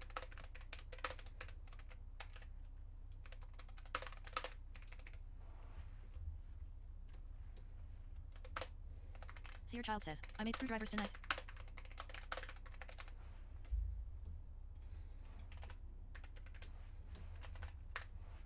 Gortash Ironside says, I am the looker. Doomfini says, I stay sipping on that beast Jesse. And you know, it's going to lead to great things. A lot of people don't give. I know a lot about overtime. I'd hated to give overtime. I hated it. Why? I'd get other people, I shouldn't say this, but I'd get other people in I wouldn't pay. I hated. This is going to lead to a lot more. I think it's going to be economically positive, but I'm not even doing it for that reason. I'm doing it because like the no tax on overtime, it's something so good. But no tax for the seniors. Do we have any seniors here? I hate to admit it. I'm a senior. No, I love that clip for so many different reasons, right? He's like, no tax on tips. Ah! Like the audience goes wild. No tax on overtime pay. Ah! Crowd goes wild. And then he forgets who he's talking to, and he's like, you know, I didn't like to pay overtime pay for my employees. Just radio silence. you can hear a pin drop. And you can tell he immediately like realizes, oh no, I stepped in it. And like it's like, hey, no tax on seniors. No tax on seniors. Anybody? No tax on seniors. Yeah. No tax on seniors. Come back. Because before the video continues, we just want to urge you to lend your support to TYT. You power our honest reporting. You do it at tyt.com/team, and we love you for it. So that, you know how I tell you that Trump A/B tests his messages? He'll just say both things and see how it goes. So he's like, now remember, I'm a dirty businessman who's a crooked and doesn't pay people. And overtime, oh my God, I'd never pay you guys overtime. It's a typical American employer. Right. Let's keep it real. Okay, and so I hear you on that. But as usual, as you're about to tell us, he's way worse than the average employer, and he brags about it. So this is the real Donald Trump. The guy who never pays his bills, the guy who stiffs his own workers, and then claims to have $10 billion and then rubs it in their face. So let's talk about his past, because what he said was not a lie. So congratulations to Trump for telling the truth. So back in 2016, USA Today had done an investigation into his practices as an employer. And they published this piece. Hundreds allege Donald Trump doesn't pay his bills. Donald Trump casts himself as a protector of workers and jobs. But a USA Today network investigation found hundreds of people, carpenters, dishwashers, painters, even his own lawyers, who say he didn't pay them for their work. So their analysis did in fact find that this was true, that Trump had been involved in more than 3,500 lawsuits over the previous 3 decades, many of which came from ordinary Americans who said that Trump and his companies refused to pay what they were owed. Among them, a dishwasher, a glass company, a carpet company, a plumber, painters, 48 servers, dozens of bartenders and other hourly workers at his resorts and clubs, real estate brokers who sold his properties, and then you have several law firms that once represented him in these suits, and others. People have accused Trump and his businesses of failing to pay. Trump's companies have also been cited for 24 violations of the Fair Labor Standards Act since 2005 for failing to pay overtime for minimum wage, and that's according to the U.S. Department of Labor data. And some of those workers even put in 20-hour days over the 10-day Passover event at Trump's National Doral in Miami. And his mistreatment of workers also goes beyond his personal businesses. He screwed workers as president as well. For instance, the Trump Labor Department prevented millions of workers from receiving overtime pay by not defending the Obama administration's 2016 overtime rule. I remember this. But instead finalizing their own weaker Dirty overtime as rule hell. in September of 2019. Roughly 8.2 million. I forgot about this. Yeah, I forgot about hearing about this. Yeah. God damn it. You muted me. Instead, finalizing their own weaker overtime rule in September of 2019, roughly 8.2 million workers good. You who just would have skipped benefited everybody. from the 2016 rule have been left behind by the Trump administration's rule. He also, of course, stacked the National Labor Relations Board with anti-union appointees and laughed about firing workers during his discussion with Elon Musk. Let's take a quick look at that. I look at what you do. You walk in and you just say, "You want to quit?" They go on strike. I won't mention the name of the company, but they go on strike. I gotta get and my you say, pen. "That's okay. You're all gone. You're all gone." So every one of you is gone, and you are the greatest. You would be very good. Nonetheless, it appears, based on recent polling, that Donald Trump is pulling working class voters, definitely more so than Kamala Harris is. The latest Times Siena College poll shows that Harris trails Donald Trump by 18 points among working class respondents. Yeah. Cenk. So of all of his lies, this is the most obvious. And so when I debate conservatives, a lot of times they'll say, "Oh yeah, I know you guys claim this, but what happened during his administration?" It'll be hilarious because they'll be like, "You guys claim he's a threat to democracy, but we had him as president, and the democracy didn't end." Yeah, but he tried to end it. Seems pretty He relevant, tried to doesn't end it. Right, but in this case, it's even clearer than that. Because what did he do? He fought against workers' rights in every case. He even once said there shouldn't even be a minimum wage. You should be able to go lower than $7.25, which is $15,000 a year. He thinks you should get paid absolute dirt. Now, what did he do for his beloved Goldman Sachs and corporate donors? The biggest tax cut in American history for corporations. So, and he stacked his cabinet and his administration full of Goldman Sachs officials, including his Treasury Secretary, and he said, "Hey, big bankers and the wealthiest people in this country and the giant corporations that run and ruin our lives, what would you like? The bank's open. We're going to take it from the average guy in the middle class, and we're going to give it to you." That's what Donald Trump did. That's who Donald Trump is. This debate started as something that we haven't seen in a long time, a normal debate. It was pretty normal, yeah. And it continued that way throughout. And this is what all the debates used to be like. If you're a young person out there and you never saw a non-insane debate, this was it. Okay? So back in the old days, these are all the debates that we had. Relatively boring. They trade a couple of barbs, but they'd be respectful to each other. And they would say, I appreciate what Senator Vance is saying. I agree with Governor Walz there, etc. So welcome back to the old America, at least for a night. And so that was kind of a relief. It was the first debate of this cycle where there wasn't someone who was senile or insane. So Joe Biden. And in the second debate, you're like, no! On the train wreck of Donald Trump. Here, there were no train wrecks. So in the beginning, we're on most honest show in America. I had Vance winning, and I'll tell you why in a minute, okay? Then I thought Walz pulled even, but just even. And at the very end, I thought Walz took the lead and won the debate. So I'll break it down for you. In the beginning, Vance's #1 job was look normal, look normal, look normal, right? Because he's gotten called He's not weird, normal. He's awkward. He hasn't been doing well on the campaign trail. Of the 4 candidates, he's the least popular, right? President and vice presidential. And of the 4, the most popular is Tim Walz. So he had to look normal. He had to look non-insane, especially because the top of the ticket is a total lunatic. So this was him saying to Americans, look, we're not all insane. I could put together sentences without saying the craziest things you've ever heard in your life. Now, it doesn't mean that he didn't say things that were wrong. He did. In a little bit in our coverage, I'm going to show you his best moment, too. Because, again, our job is to be honest with you guys on who did well, etc., not just root for the guy that you want. So, and Walls was definitely nervous in the beginning. And then he had one slip up about how he's friends with school shooters. He met, of course, with the victims of school shooters. Or did he? Okay, but the Republicans are going to... That's the most normal, benign slip up. When Joe Biden, for example, said, "We finally defeated Medicare," I was like, no, that's not a normal slip up. It was part of his senility. In the case of Tim Walz, he just misspoke. Vance did that same thing. So, but he was nervous in the beginning. Now, in the middle, what Vance started to, what Walz started to do was keep giving. We finally defeated Medicare. Oh my God. We finally defeated Medicare. Oh my God. Biden, I want to give you an opportunity to respond to this question about the national debt. Nope.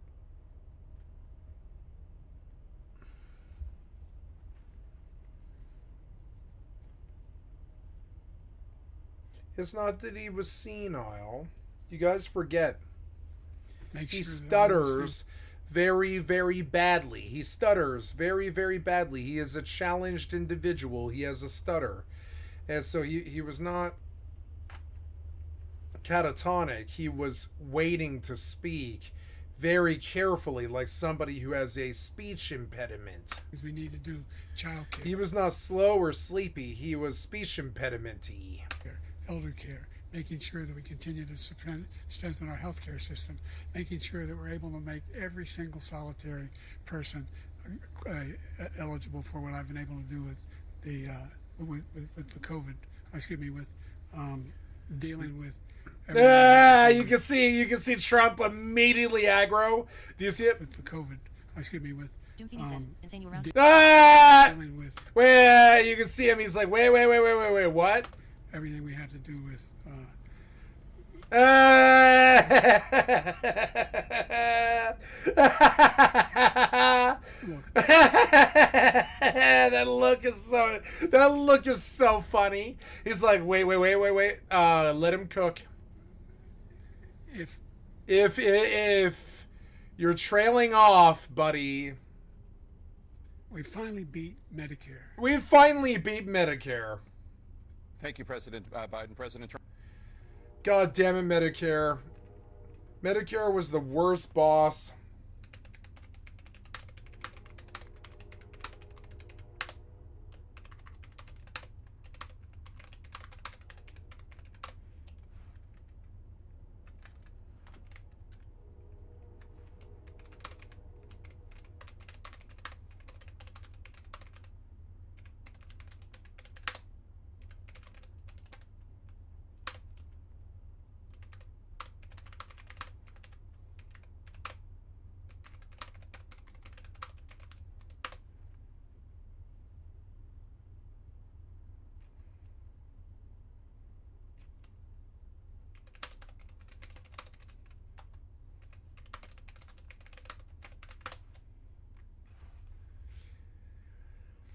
I will openly mock Joe Biden. I will. I'm sorry. I don't care. You think I'm a Democrat or a left? I'm a leftist, but I'm not some fucking tool. I'm not some tool like all of these people. They're all tools. Medicare was the worst boss. Took me 3 hours of deaths in navigating the American healthcare system. We got the debug mode unlocked, but we finally beat Medicare, guys. Trump. Well, he's right. He did beat Medicare. He beat it to death. No, he didn't beat it to death. No, that was you. You tried to beat it to death. Great explanations for Democrats. He beat Medicare. He beat it to death. Policies. He defended regulations. Democrats never do that in a debate. And he didn't really... He actually defended regulations. Like, they almost never talk about platform anymore. It's all about, like how sleepy everybody looks. Because we're bored of this. Well, he's like, look, if you're... We should be going to space and worrying about EVE Online things. But instead, we're worried about Trump's hair. It drives me crazy. I don't really understand it. We should basically force ourselves to go to space now. Make it a requirement. If you want to be a citizen on this planet, you must be enriching our fucking ability to go to space. All the jobs should be around that. It's so stupid. We have to get away from each other pretty much immediately. And the only way we're going to do that is if we go to space, motherfucker.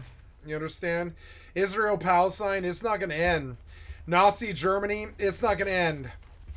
Fucking piece of shit right-wing racists and stuff talk about walls, that's not going to end. None of that's going to end until we go to space and we give those people their own planet so they leave us the fuck alone. And so yeah, as much as you might hate Elon, or what I'm saying, not Elon, but yeah, Elon. SpaceX is the right idea. I hate to say it, but it is. It is the right idea. He's smart to take all of the money that he fucking scammed all these idiots with off fucking electric cars and stuff. The one guy who finally actually sold an electric car instead of all these like oil, concern backing fucking traders and shit. The first guy to sell an actually powerful electric sports car pretty much funded the space to race. It funded the race to space, excuse me. And like, that does not bother me because the money he got is stupid. Like, it's not stupid, but how much he charged was stupid. And that money is basically Martin Shkreli cancer money. And if he wants to fund going to space and getting us out of this goddamn mess and this overpopulation and all these school shootings and shit, I say all for him, And so every time that they talk about, oh, that person's a drug addict, or oh, that person's a tranker on the street, or oh, that person's homeless or whatever, I want to offer them like $100,000 to move to like Cape Canaveral and pretty much make NASA a motherfucking reality. I really do. And they all, if they gotta get clean, fine. I'll put them in a fucking sequester with other drug addicts, and they'll heal each other. That's what Neil Sampat did, and he pretty much cured the heroin crisis in Italy by himself with zero money. I mean, not zero money, but I mean like basically zero governmental interference. He pretty much solved the heroin crisis in Italy. It's bad again now because there's no money because the rich people stole it all. But I mean, like, we solved the heroin crisis way back in 1973 and shit. We take those people, we put them behind the space race, and we go to space and we give them a planet as a thank you. Because there's 1 billion planets out there, but there's only this planet that we're stuck on. Only this planet is the one that we're stuck on. And the more the piece of shit fucking humans fucking sling feces at each other and in Israel-Palestine wars and fucking Russian-Ukraine wars and America playing world police and Donald Trump talking about a wall, alienating us with our closest neighbors for 1,000 years and all this stupid ass shit. It's just really crazy. If we were to get off the goddamn planet, all this stupid ass fucking bullshit would go away. All of it. All the stuff we're sick of. All the poverty, all the school shootings, the rape, all of it. All of it would go away. We are bored. We do not have anything to focus on at all. The amount that people know about stupid ass fucking lol cows online is insane. And if they had taken that energy and learned how to, pretty much, I don't know, harness Higgs boson, we would have been out of this mess like 20 years ago. We would have been out of this mess, and anybody talking about planetary wars would have been pretty much summarily put to work on the space station, No, you want to kill each other? No, you go work on the space station now. We don't like you. You want to kill each other over Israel-Palestine? We don't like you. Go to the space station now. Take the space station then. Because, I'm sorry, but like you're going to kill us if you do it down here. If you do Israel-Palestine, Russia-Ukraine, down here, while we're all down here, we will have a religious war the likes of which we've never seen before. It'll rival the Crusades and it'll suck dick. And I just don't want it. I don't want that, and I'm not interested in it. And so every right-wing fucking moron pushing some war ideal, trying to buy more guns and drop more bombs and shit, put them on a motherfucking space station and make them prove their goddamn worth. And I would do the same too. I go right up there with them. I'd be like, oh yeah, I believe in this a lot more than all of your Trumps and all of your Bidens combined, you worthless piece of shit flinging monkeys. I really do, and I'm sure Elon feels the same goddamn way. And I don't like Elon Musk, you understand? But I'm sure he's not stupid. He knows how to get away from your stupidity and your school shootings and your bombs and your Alex Jones calling fucking victims of Sandy Hook fucking hoax and all this stupid ass shit, tribalism that you do, all the Trumpism that you do. I have zero interest in it, you fucking tools. Zero interest.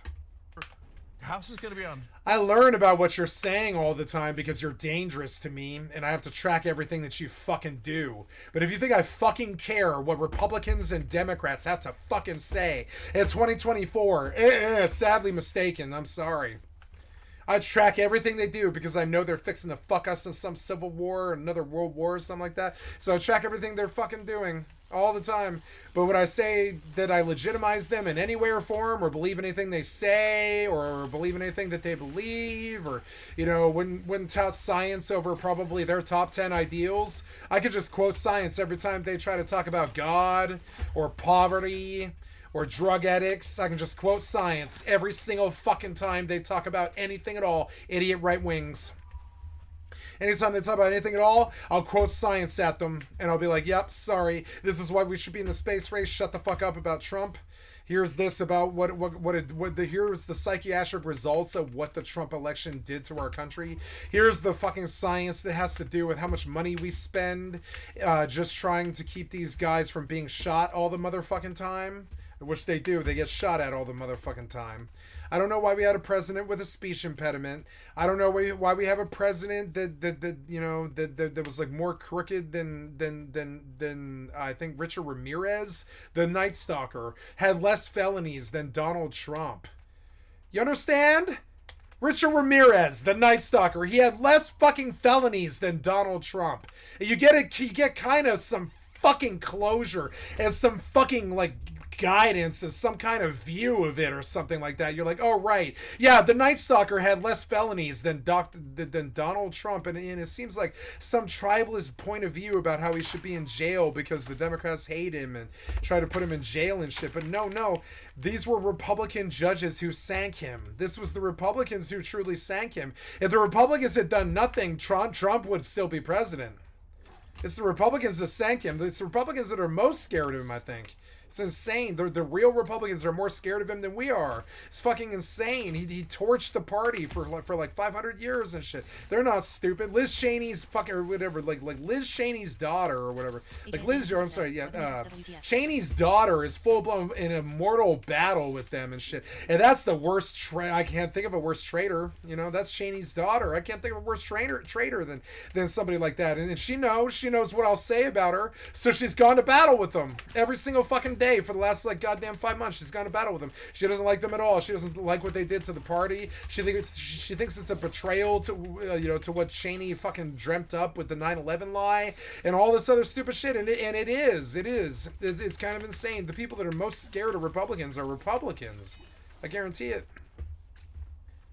So it's like sort of crazy. It's like, this stuff is so crazy that the only reason I track it, the only validation I give any of it, you understand? I don't trust them when they take power. I don't trust them when one of them takes the fucking presidency. I don't trust their government or their fucking judicial system. I don't trust the PO. I mean, it starts to sound like that rap song, where baby, because I'm a thug. Don't trust the PO or the bullshit or the lawyers or anybody with them, all of their corporate interests, all of their oil donors and all their bullshit. I don't trust anybody with them. Nobody with them. You understand? If you've served in this country in the last fucking 30 years, I don't trust you. I full-blown do not trust you. I consider you part of the problem. You have sank this country. You don't give a shit whether we live or die. You don't care if we starve to death as trankers in the fucking streets. You don't fucking care. You don't fucking care about what happens to anybody in this country except yourself, taxes, and the bottom money line. That's it. And how unhappy we are. That's it. You don't care about any of the rest of it, any at all. It makes me fucking sick. Why do we have a speech impediment president? Why do we have dinosaurs running the goddamn country? Why do we have do-nothing Congress for 75 fucking years? Okay, my stepfather is like a fucking, he's like a, what would you call it? Like a bastion. My stepfather is a bastion in the fucking, truther, conspiracy theory community. I mean, he's like a trusted fucking opinion. He goes to like, you know, I won't even drop the details because it's too personal stuff. But every time he tries to talk to me about Bigfoot or aliens or the FBI or the JFK killing or anything like that, I hit him with the exact same fucking sentence every single fucking time. And I try to break his heart and I try to break his soul like they did mine. You understand? And I tell him exactly what the fuck I think. And I think he's old enough and mature enough to actually deal with it. But I fucking say it so they understand. It has been 67 fucking years since the JFK fucking murder. We never did do anything about it. We never have done anything about the fucking government that is killing us. We've never done a single fucking thing in the 67 fucking years. So tracking all the information, it's useful. I do it all the time. But does it mean anything? Absolutely the fuck not. We'll never do anything about aliens. We'll never do anything about Bigfoot. We'll never do anything about fucking the obelisk on the dark side of the moon or the deep state running the government or Jeffrey's Black Book. We're never going to do anything about any of this stuff. The only reason you bring it up is particularly because you know that it's a lost cause and you're a martyr with a lost cause, and you bring it up because you know nobody will ever do anything about any of this shit. I think the only fucking victory we've had in the fucking conspiracy theory fucking community in the last 70 fucking years, the only truth we've ever revealed was, I believe, Martin Luther King's fucking wife sued the FBI for an assassination beef and slaughtered them. The FBI full-blown killed Martin Luther King. I know, because they lost the case. They lost the case to Republican judges. It's always the Republican judges that sink the Republican Party the worst and get the CIA fucking killed. It's hilarious. The people that hate Republicans the most are good Republicans. I'm dead serious. The people that hate fucking the Republicans. You think I hate the Republicans? No, I hate both of them and shit. And I view them about as useful as that hammer in my closet. They're about as useful as a dumbass hammer in my fucking closet. They're about as dumb as a bag of hammers, too. They don't give a shit if we live or die. They don't do anything about budgets or taxes or bailing out Amazon and fucking Jeff Bezos for $275 million. I pay more taxes than Jeff Bezos. I pay more taxes. A person who earns $9,000 from the fucking government every year on a fucking Asperger's disability tip because of whatever they fed me when I was a child. I'm dead fucking serious too.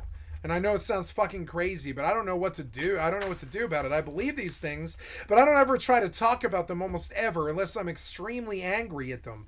And I'm angry over the 70 years passing where we never did get closure over Pearl Harbor. We never did get closure over the Enola Gay and how you didn't ask us permission to drop an atomic bomb. We never got closure over that. We never got closure over Japan.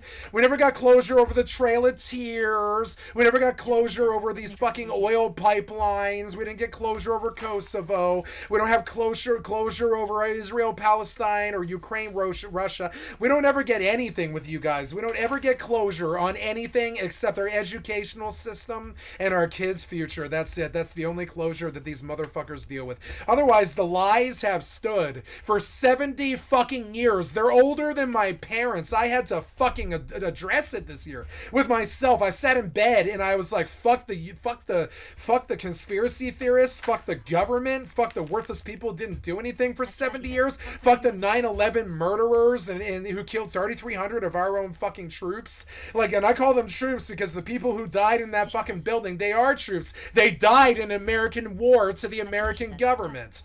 I mean, I don't have the proof, but I can give you every single fucking demolitionist on the fucking planet will tell you that goddamn skyscrapers do not get taken down by 747s, or we would have tons of videos of 747s taking skyscrapers down. We don't have a single one because 747s don't take skyscrapers down. CIA takes skyscrapers down.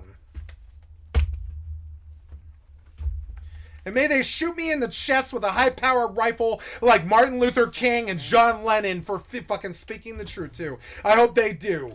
Fuck you and your broken-ass promise without an E. Fuck you and your broken-ass promise. You know what I'm saying? Fucking promise. Promise is the worst thing they've done. That's the one we can convict them for and kill the entire goddamn fucking, I don't know what you would call it, parasitical government that killed America. KAORU22 says, WTSX11 Golden Scarab. And I speak in absolutes like a Sith because I've fucking dealt with their evils all my goddamn life. 7 false assault charges over bullshit. Fucking possession charges since I was 17. Fucking traitorism and bullshit everywhere you look. Everywhere you look. You know what I'm saying? Thank you.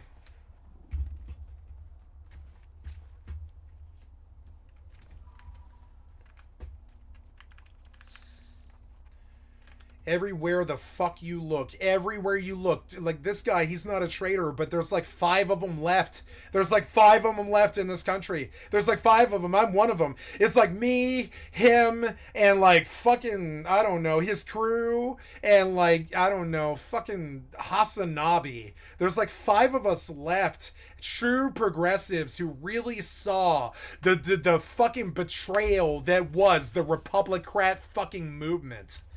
I'm sorry. It was like a betrayal. Fuck the elephant. Fuck the jackass. Fuck both of them. They've been fucking us for so long.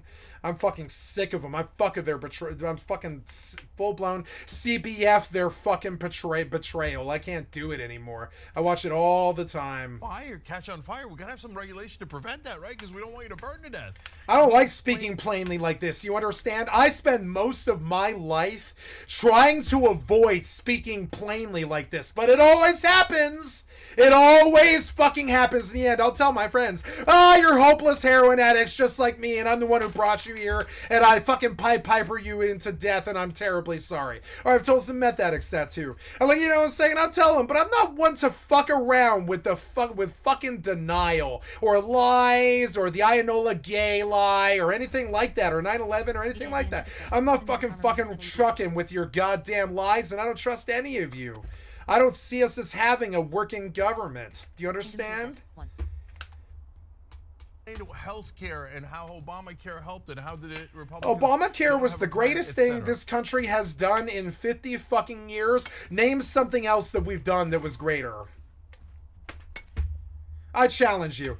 What else have we done that's greater? Did we cure cancer? No. We fell victim to COVID, basically, in the last, fucking 10 to 50 years. We fell victim to 9/11 and COVID and the greedy government for the last, 50 fucking years. And the best we've had is Vietnam War, basically. That's, the best, most storied era is the Vietnam fucking War. That's the best we've had in 50 fucking years with your constant, endless wars. What do they call that? Forever wars. Your fucking forever wars. I'm fucking sick of them. And I don't like either one of you. You guys push forever wars pretty much every other word. You might be talking about some wall. You might be talking about some fucking China or Russia thing. But nah, what's really on your fucking mind is a forever oil war. You can't lie to me. I'm not stupid like you. Your lies trick everybody else in the fucking country. Not me, motherfucker. You understand? I can see the greed in your dollar-painted fucking eyes. Dark green with those black fucking dark as the fucking devil's soul. Black fucking dollar signs. They're not even green or white. They're black. They're black dollar signs. Straight from the fucking devil as you sell out America to the motherfucking highest bidder. And I will not cajole you or coddle you or say any different. And I felt this way for 27 fucking years. I felt this way when I was 19 years old. You understand? I'm mid-40s now. I felt this 27 years ago. I would have said the same thing 27 years ago. And this is a conversation from 27 years ago. Straight out of Jello Biafra from the dead Kennedys. It's a conversation from 27 years ago. That was the last time you had a clue. Dinosaurs since then. Dinosaurs and tough, but rough but not tough people. That's it. Rough but not tough people and dinosaurs for the last 50 fucking years. It's like, damn it, I yearn for the time when the real dinosaurs roamed the earth, When the real dinosaurs roamed the earth, we could probably actually maybe kill somebody who co-opted your government. But no, now we got civilization. We can't actually solve anything at all. I would say I'm not calling for the downfall, but I am an anarchist. I will say what an anarchist will say, which is what does all this fucking law and order got you? What has it got you? You're constantly pissed off and trying to put somebody to the chair. They still fucking serial kill people like it's a hobby. What has your fucking Law and Order actually got you? And I'll speak like a goddamn anarchist. If you don't support your own law and order, people co-opt your government and send you to war with nuclear bombs. That's what happens. I'm sorry, I can't really support it. This is what an anarchist would say, and this is what I believe, motherfucker. You understand? Now, what Vance was good at was Vance creeping people out. Anything that JD Vance is good at. Did he actually write Hillbilly Elegy? Let's go Google this. Did he actually write it? I'm very, very, very curious about that. Did JD Vance actually write Hillbilly Elegy? I'm sure he probably did, or they wouldn't say that he did. Let's go find out, though. Did JD Vance actually write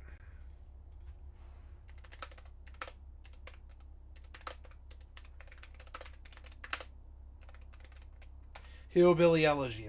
That fucking movie bothered me so much. It was good, but it also bothered me. Kind of like that one, what is it, like Baby Reindeer? Baby Reindeer was so fucking good, but it fucking bothered me, though. It bothered me so much. There was so much suspense of belief and anti-trans stuff in it. It really fucking bothered me. Hillbilly Elegy, a memoir of a family and a culture in crisis, is a 2016 memoir by J.D. Vance about the Appalachian values of his family from Kentucky and the socioeconomic problems of his hometown of Middletown, Ohio. Middletown. He's from Middletown, Ohio. Oh my God. Where his mother's parents moved when they were young. You know, I lived in Normal, Illinois for 2 years. I lived in Normal, Illinois. I know everybody in Normal, Illinois. Shout out to my friend Kay. Shout out to Jay. Shout out to P. Shout out to all the people at the Gas and Go. Shout out to all the people who helped me when I was on the streets with a broken heart from my ex-girlfriend, fresh out of town from motherfucking Maui, Hawaii, with no money and no hope and no prospects and nothing, no job, nothing. I left my girlfriend and my job, and I was like, I'm leaving Normal, Illinois. I can't think of a place I would like to be less, and I want to go back home to Colorado where I'm from. And so I left Normal, Illinois with nothing at all. I came in there with like a 2-year job and money and a prospect and a girlfriend and all that. And when I came to Middleton, Ohio, or Normal, Illinois, I was wrecked immediately by people like JD Vance. Pretty much wrecked. They control all the jobs. They control the good old boy councils. Nobody makes any money there. Everybody's a drug addict. It's Ohio, so it's like kind of cold and bleak and a little bit like sort of overcast all the time, just like Nebraska and Iowa and all that stuff. And trust me, I've spent some time in Omaha, Nebraska, motherfucking Council Bluffs, Iowa, Lincoln, Nebraska, all this stuff, right? I know the Hillbilly Elegy. I spent a lot of time there. I watched Nebraska die. I watched it right in front of me. I watched Nebraska die. The only thing left about Nebraska, I would say, is the fact that it's American and we love them. The corn huskers. That's it. What's left of Nebraska, essentially, it's a dead city of Omaha that's like been torn apart by poverty and drugs. And I've got family there who supply bouncer services to all the motherfucking gang bars and stuff. So I've got clicked up family over there, and a family member who married into my family who had a murder charge. He capped 3 kids in Omaha, Nebraska when he was 15 years old. Now that's a personal story, and he probably wouldn't enjoy me fucking sharing it. But honestly, I had no problem with being his fucking friend, because when you look in his eyes and he talks to you about it, he was like, no, they were going to kill my crew, so I killed them. And I was like, yeah, I mean, when you're an insurgent in America in a motherfucking gang, I would kill them too. If they were threatening my crew, I love my crew, and if anybody threatened them, I'd fucking waste them. Understand me? I'm no different from them. I don't judge him or anything at all. I judge him for killing somebody, and he's gonna burn. You know, he took the Lord's commandment in vain, or whatever Christian fucking ideal you have about fucking murder. But I understand it. He came up in the fucking West Side fucking Omaha, Nebraska, with all the white kids trying to fucking run a white gang in a fucking like a racist setting of 2005. When you were running a white gang in Omaha, Nebraska, you're gonna have problems. They shot at his ass. They tried to murder him a bunch of times. He was in and out for a while, and my cousin saved him. And now they got kids and all that stuff. And the first thing that I met, first thing he said when I met him, he was like, listen,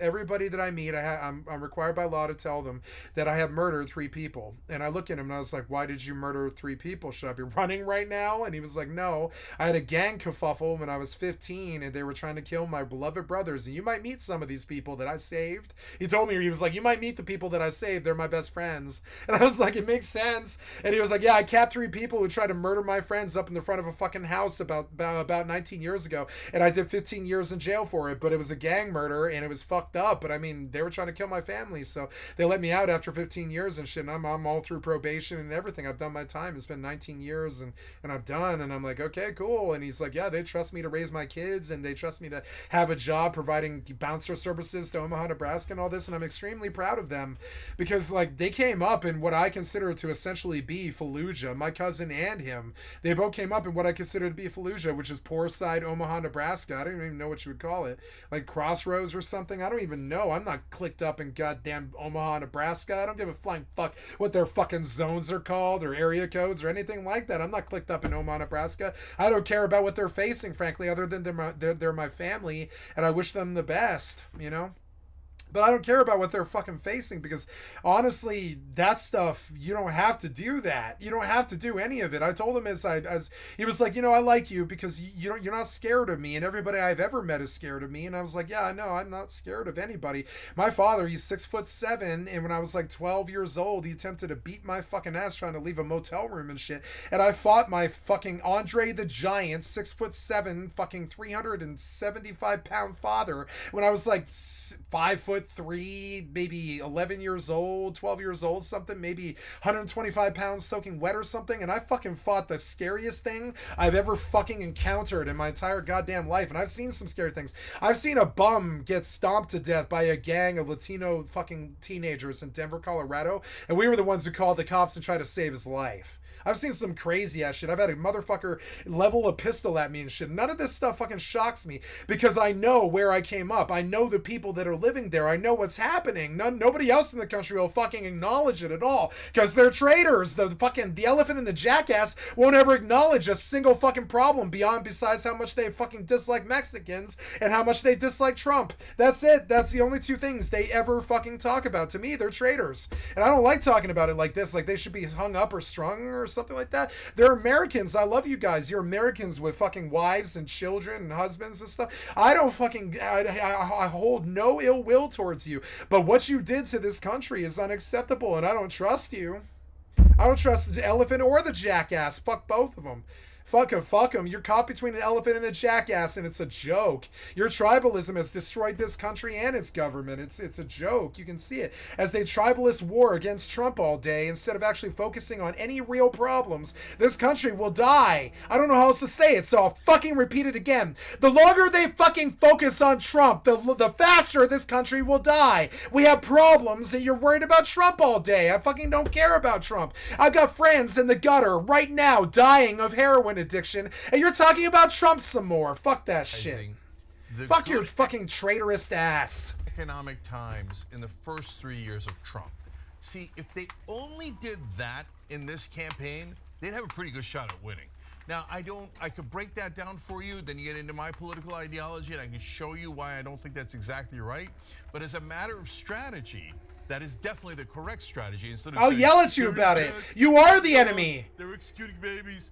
You want me to yell at somebody I've never met, like Russia or Palestine? I've never met them. I met Russian people, but I've never met Putin or the Russian government or the Russian military or Netanyahu and the Israeli government or any of this shit. I've never met these fucking people. And that's the disconnect that you must observe. I've never met these fucking people. So I don't hate them like you fucking want me to. I don't hate them any more than I hate the people that I see on the streets of my own city. They're just human beings with wives and children. You know, I've been quoting a lot of Flaming Lips lately, but I mean, he changed me with that song, A Race for the Prize, when he says, these are just humans with wives and children who are just racing for the cure of cancer or whatever it is. You know, they're just like humans. They're just buying for whatever it is they value and stuff. That's all they are. That's all Netanyahu and the Israel-Palestine thing is. And Russia, fucking Ukraine, all that stuff, you understand? And so all the time, I think about about how they're alienated, and we worry about everything they do. We worry about them killing each other all the time.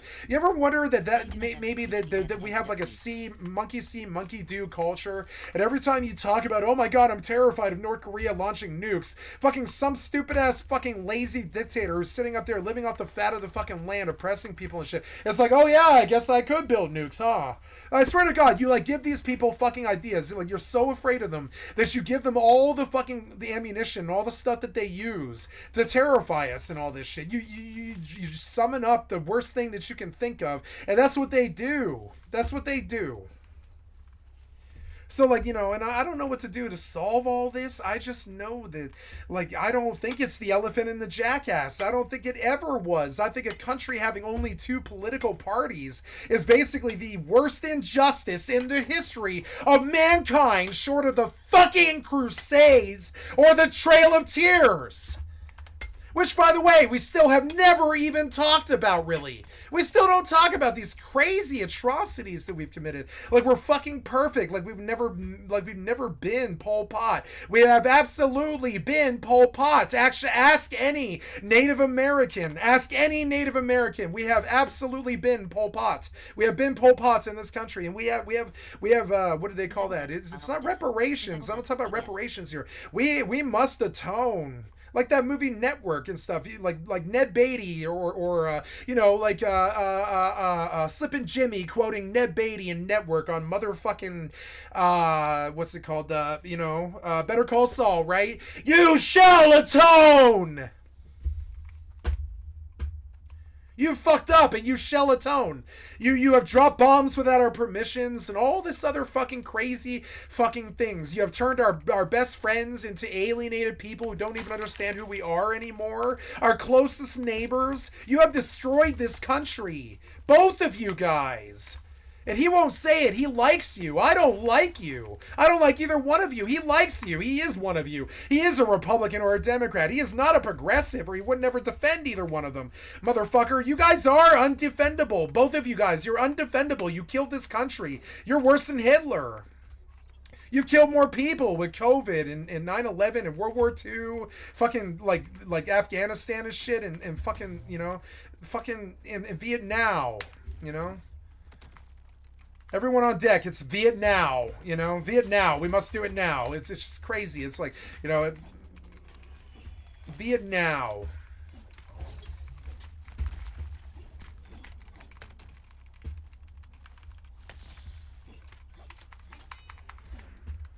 Zach De La Rocha wouldn't ever truck with your fucking traitor asses.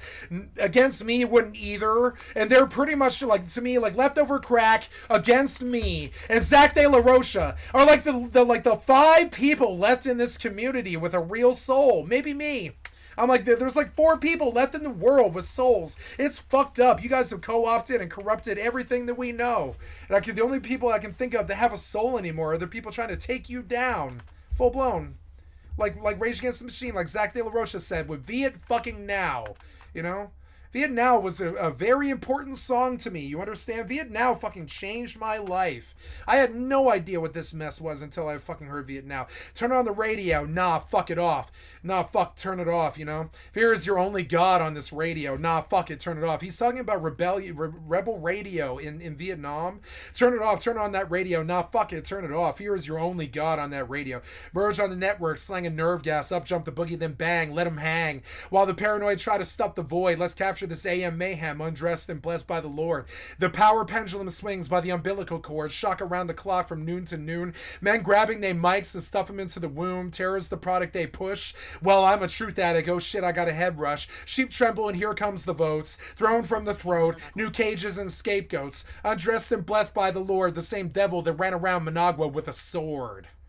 You understand? This fucking song changed my life. Check out the new style that Ollie Nor found. I tune in with a bullet to shut down the devil's sound. All of you guys are the devil's sound. I tune in and I try to tune out and shut down the motherfucking devil's sound like Vietnam. Vietnam was not okay, and it is the government's fault.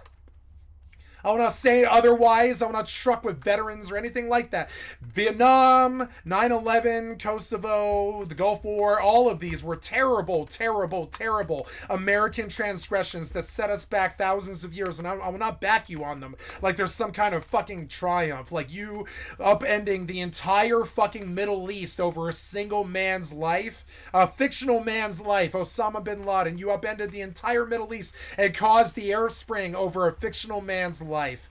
Fucking lying about how you caught him and all this shit like he ever existed in the first fucking place. You guys make me fucking sick. Sick. And I will not truck with your fucking lies any longer. Never have, never will. I know that 70 years have passed and you still didn't ever do anything about JFK or anything the fuck like that. So all I can do is complain, and that's what I do. You understand? That's all I can do. Zach knew it. Czech knows it, but he still likes you guys for some fucking reason because you treated him so well. You've supported him and all that. But the rest of us, we've been renegades since it was a fucking word, and we haven't been supported by fucking shit except food stamps, and we don't like you. What is that, right? So this is a more rational and smarter way to go. And you must understand, I'm not the only one. It's something like 35%, motherfucker. It's enough to sink you. You'll never fucking vote in a Trump ever again if I have my say, because I'll sink you every time you try to push some fucking effort like that. Straight white male trying to act like a piece of shit bab, a bigot acting badly. Every time you fucking push some fucking traitor like that, I'ma sink your election. Watch me. I've done it for 20 years and I'll do it now. And he kept saying, well, Kamala Harris had 3.5 years to do that. Want to know why we got Biden? Want to know why we got Trump? I don't like you, so I straddle you with my worst enemy. 3.5 years to do that. Why didn't Kamala? And I vote for them.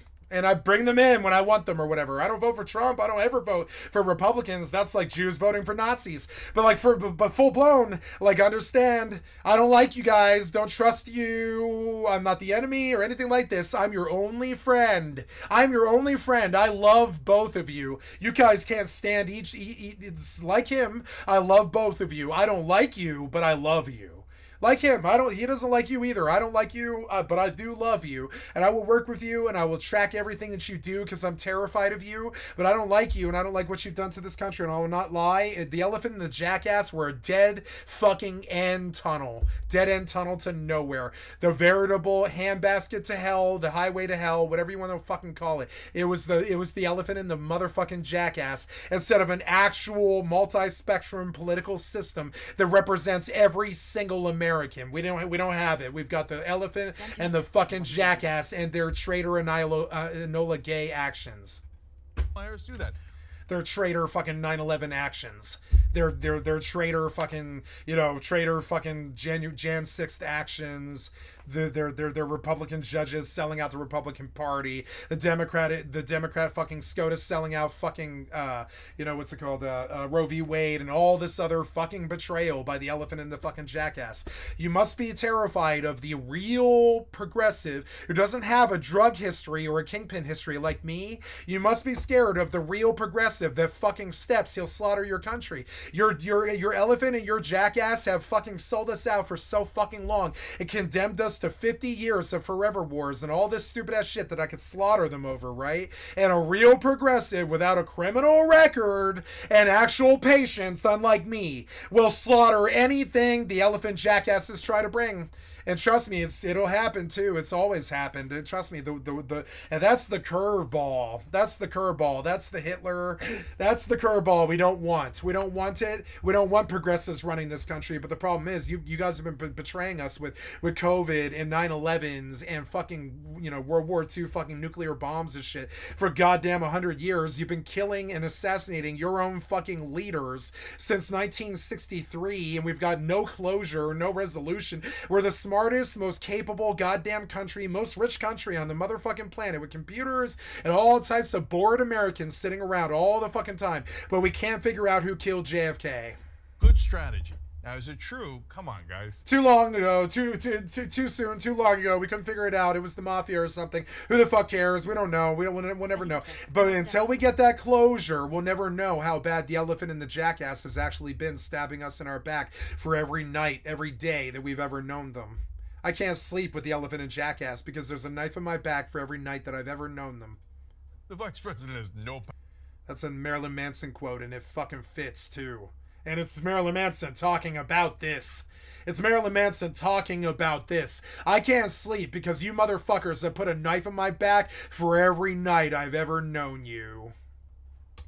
Power at all. It's absurd. What did Mike Pence get done in 4 years? The only thing he got done was at the end when he's like, no, I'm not going to help you. I can't sleep on my back, you know?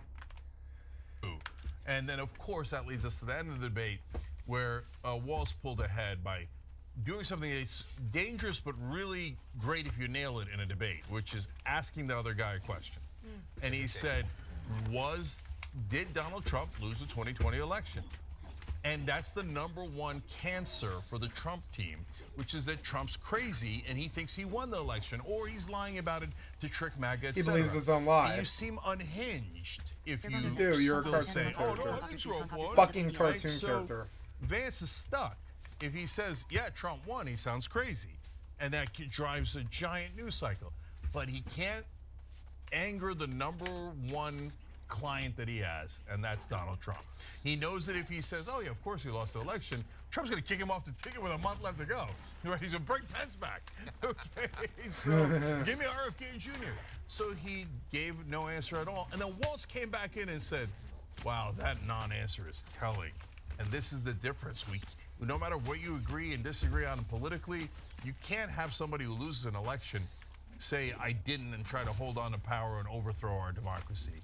And that's the heart of the Kamala Harris camp. Like, there's tons of things about Kamala Harris' campaign, but remember, Biden would only talk about that. But it's still an integral part of the Kamala Harris campaign, and that's why I'm voting against Donald Trump. He, in my opinion, as you guys know from watching the Young Turks, if you have, that I think he tried to do a coup with the fake elector plot, etc. So do I. And the Republican fucking Georgian Commission sank his entire push, and they're like, we'll have nothing to do with you, liar. You showed up at the back fucking door of the election commission acting like you were the actual election committee with a fucking forged document that'll put him in jail for 500 fucking years straight. Is so fucking illegal and fucked up, right? I want a copy of that fucking document because it's fucked up and shit. And they try to pretend that they were the Georgian election commission so they could sink the fucking presidency in his favor and steal it and shit. This is what the Republican fucking electoral committee has told us. These are good old boy Republicans from motherfucking Georgia. You understand? They probably don't like black people, honestly. Like, you know, these are good old boy Republican motherfuckers from the South. You know, straight from the motherfucking plantation. This is who these people are. They're Georgia. And they still wouldn't back his goddamn traitor lie. They wouldn't do it. And until MAGA gets that through their fucking head, that the real Republicans in this goddamn country tried to save the party at the end there and not let him commit the worst felony in the history of mankind. But they just full-blown said, no, you're not real. We don't know what this is. And no. They just said no to it. That's all they did. They didn't sue him. I mean, they did sue him later. They sued him later when they realized how really bad it was. But I mean, like, and he got fucking, what's it called? Impeached, you know, for January 6th and all this. But it's just insane. Like, that Georgian election, like, committee is the funniest part about all of this. The worst traitors were not the Democrats and Biden sniffing hair or any of that other shit that the MAGA say. It was the Republican Georgian committee that actually sank his push. It's literally where the MAGA lost this push and cannot ever recover. Is the Georgian Republican election committee. Don't believe me? Google it. It is the truth. It is the toasted toad's truth.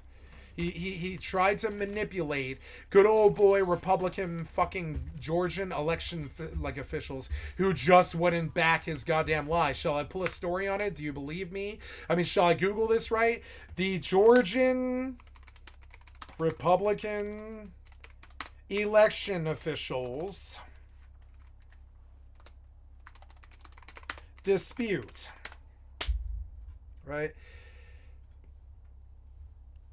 Oh, no, wait, this is something else. Sorry, that's Facebook.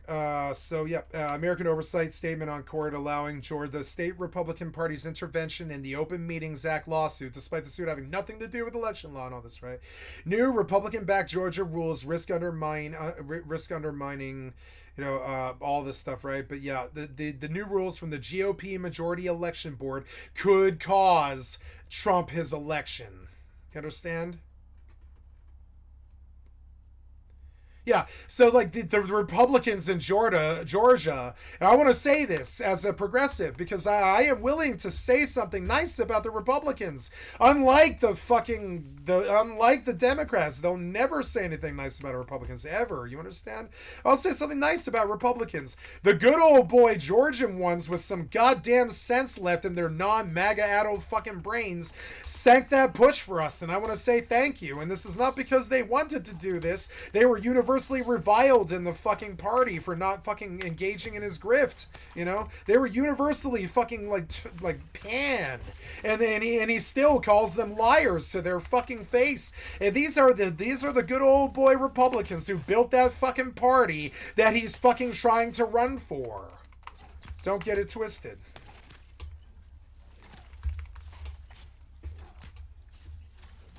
We wouldn't have a Republican Party if it wasn't for people like these Georgian election officials and Dick Cheney and all these other people and shit. You just wouldn't have this Republican Party and stuff that you love so much. You wouldn't have it without these people. You wouldn't. And it's weird because you sank them. The Republican Georgian officials gave us not the Democrats, but the left, right? Those Georgian Republican officials gave us everything we needed to sink him forever with anybody who actually respects American laws and practices. Anybody who actually respects American felony laws about, January 6th or sedition or lying about election results or trying to co-opt the Georgian Republican fucking election officials because they're good old Southern boys and all this stuff. All that weird, shitty corruption, all that weird, shitty corruption. It's like it's made it so that I don't trust you anymore at all. So that was a very convincing argument at the end, and I think it put Waltz over the top and won the debate. Anna, what do you think? I agree with your overall analysis. For me, the turning point for Walz was when the question of reproductive rights came up. I think that he did shine in the way that he responded to that. He had, look, I'm usually not the person who's woman's issue. Enamored with anecdotes. Men don't have a say. But that issue is a I don't want to hear about what some rich white man has to say about a woman's womb, SCOTUS or otherwise. And so he did that. He relayed the message with empathy. Men don't have a say in that. Men don't do the 9 months of fucking labor. Men don't raise the children lovingly all of their fucking lives and give us our aim and our game and all this stuff, right? Men do. I mean, fathers do that too. They do that. But they don't do the 9 months of labor, the destruction that it does to the body, all the money and the effort and the gestation and the fucking learning and the mothering and the parenting that women have to do. And so the least that we could do after these women birthed us is let them have their own say about their own bodies. But these rich white effets, and I use this word very sparingly for straight white men, you know what I'm saying? These rich white effet babs have no fucking clue how to do anything at all, much less run an abortion debate. They don't have any clue how to do anything at all. They've been up there in that filibuster for 67 years since JFK got shot. They don't know shit about how to get anything done whatsoever. That committee that you built, as opposed to running a Congress that actually kept our country alive and stuff, that committee of do-nothings that you built for 70 years have sank us. And I will not say otherwise. Mojo going, and then just was more and more confident as the debate went on. So I agree with you on that. Yep. To be quite frank, I think Walz started off incredibly strong. Nervous. No, I thought it started off strong. In the very first answer, where they were discussing Israel doing... He did not seem afraid of Trump, and I think everybody in the Democratic Party, including goddamn Kamala, are terrified of Trump. They're terrified to even get on stage with him, I think. Because they don't know how to respond to his craziness and sink him in the right way. So they're scared of the curveballs that he'll throw. Like Kafefe or, fucking, we're not gonna fucking pay our fucking unions or anything. We're not gonna have a overtime or anything like that. He goes, oop, wait, my Satanist self showed out in front of the people again. And so this terrifies anybody on the Democratic side because they're like, well, he just sunk himself live during the debate again, but we don't have anybody skilled enough to point it out. I guess we don't have a skilled orator that can actually sink him with a single sentence like anybody else could have in the last like 75 years. Nixon, or not Nixon, but like anybody Clinton could have sank Trump with a single sentence. I really feel this. Anybody competent can, but they don't have that because he gets up on stage and none of them know how to call him on his lies or whatever, because they call it fact checking now. How about just actually verifying what he's saying? I mean, I guess that is what fact checking is, but it's like, but you have some you have a Twitter buzzword for it, like fact checking and stuff. But what I mean is like why don't we just actually verify what these politicians are saying, because it affects our futures? Why don't we just do it with a lawyer live and in real time? Have an AI translate what he's saying into lawyer speak, so we understand that he's talking about inheritance tax, but we don't know, or Roe v. Wade, but we don't know. We need like an AI translator for the bullshit legal speak that these traitors speak. They don't talk in constitutions or amendments or bills or laws anymore. They don't pass anything at all. They don't do anything at all. So now this lack of a government has really cost us, and I don't really think the elephant and jackass are our way out of this. I don't. I never have. Not since I was 22 years old. I was like, the elephant and the jackass are not going to get us out of this. They're not. They're too engaged, in their tribalist fucking battle for the ages. It's like the epic rap battles of history that never ends, and it's cheesy, it is bad, and it's racist, and it's terrible as that. But they have like an epic rap battle for the soul of our country that never ends. It's the cheesiest, like, horrible shit. Do nothing in that Congress for 67 fucking years since JFK. Excuse me. What happened here? You went off. I clicked the tab. You seem to think and I feel that like I hit the back button. It's the moment in the debate where he really got his mojo going, and then just was more and more confident as the debate went on. So I agree with you on that. To be quite frank, I think Walz started off incredibly nervous. And in fact, in the very first answer where they were discussing Israel doing a preemptive strike in Iran, which, by the way, the framing of that question was weird. What do you mean preemptive strike? Israel has already done strikes in Iran, but okay, putting that aside. He kind of misspoke, his answer was strange, but again, he got better and better as the debate progressed. Yeah, I agree. I definitely think he started off weak. I agree with you that the first great point was I wouldn't say that. I think he started out strong because he didn't talk about dinosaur bullshit or trail off or sniff somebody's hair or abduct some fucking or induct some fucking crazy corpo to take over our fucking housing and urban development or whatever. He started out and debated like the guy that he said he was. And that to me is like doing stellar, because he didn't threaten some Mexicans or try to build a wall against Mexico or try to talk shit about Mexicans or try to talk shit about unions or try to talk shit about China or try to talk shit about, COVID or any of this other stuff. They just debated each other, which to me is doing stellar, when they don't look like goddamn unhinged cartoon characters about to induct, World War III on us or whatever. They really look like pretty actually normal. They do. Abortion, I would say the first majority of the topic of abortion. I think that his initial comments were good. I agree, the use of anecdotes, it's the best sort of way that you can use anecdotes. I do think that on the latter half of the abortion stuff, he did a good job of describing how the new legal status quo is extreme. He didn't do a great job of describing how Vance is extreme on that. I don't think he did a great job of explaining how a second term under Trump could take this. I would like to talk about the biblical realities behind the Mexican wall that Trump was trying to build. Like I think he could have gone a lot further, but the start was good. And I'm going to hit you with the scripture of what a pastor would say about Trump trying to fucking build that wall against the Mexicans, right? The stone that the builder refused shall be the head cornerstone. And he's been on a goddamn witch hunt trying to hang them, basically, for like 8 years or something like that. And it's disgusting. He's talking about building walls and how they're all rapists, murderers and stuff. He doesn't care about the dream or the dreamers or anything like that, or the people stuck at the border or anything like this. He doesn't care about their lives or like the fact that they exist or that they're alive, because to him, they're not Americans, but they are Americans. They do live here. They are North Americans. Their family and their fucking ancestors have lived on this continent for something like 375 years, if not longer.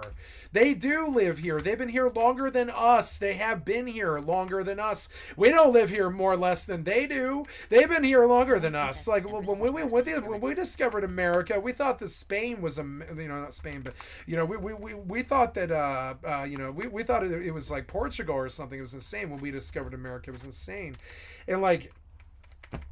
And this is how you want to treat our closest friends, our greatest labor force in this country, the largest vote, the most prideful people in this country.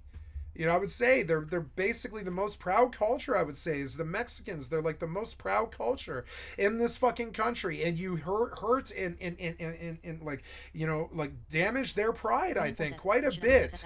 And so I'm going to hit you with a hypothetical here. Let's say the X-Files were real and there's aliens and they're all tracking us and they're worried that we built the nuclear bomb and they're wondering why we might be willing to kill ourselves with a nuclear bomb.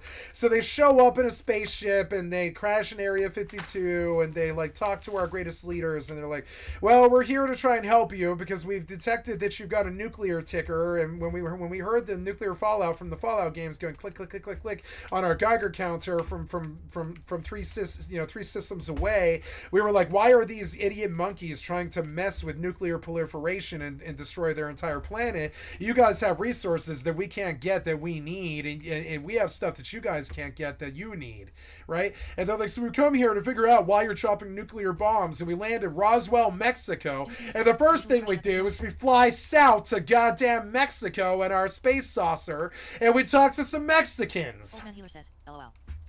We find out that America's been at war with them forever or whatever. Not forever, but we've been at war with them before. We're like best friends, but we've had kind of shitty relations, kind of racist relations for a long time and stuff. And while America doesn't really have that many relationships with Spain, I mean, we do, but we don't really have like the relationship with Spain that we do with Mexico.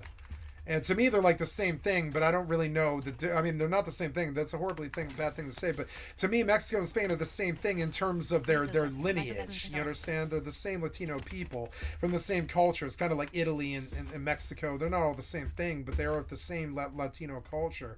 And it is a very strong, vibrant, wonderful culture that I really appreciate all the fucking time. And I've loved growing up with them. I love them being in my schools. I love everything about them. I don't want them gone, or you talking shit about them or anything like that. I love these people. They have been my friends, my neighbors. The first girl I ever fell in love with when I was like 5 years old was the most Latina girl I have ever met. Absolutely. Spoke like 3 languages and she was so smart. Her name was Camille. And I've not seen her in 35 years, but I guarantee you I would still be in love with her if I met her. She was an amazing woman. And understand, if I'm okay with falling in love with a Latina woman the first time I ever fall in love with a woman, you begin to understand that I don't have this weird, bad racism that you fucking have about our closest neighbors to the fucking south and our closest neighbors to the fucking north. So let's finish this little alien, crazy, lunatic fringe fucking metaphor here. What happens if the aliens in Area 52 go from Area 52 to Mexico City and talk to the most powerful people in the Mexican fucking government? And they say, well, okay, you seem to be kind of like struggling here financially and stuff or whatever, and you got a lot of people and we want to help you and stuff. So we like your culture, or whatever, and so here's the greatest weapon that mankind's ever known.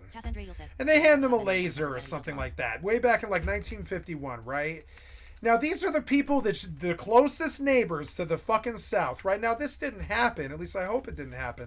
But this is my problem with rejecting head cornerstones. You never know what it's going to do. It gives them power. Pariahing people gives them power. Ask Robin Hood. It gives them legitimacy. It makes them martyrs. It gives them power all the time. And you really seem like for the last 10 years to try and pretty much close down race relations between America and Mexico for the next 500 fucking years or something like that.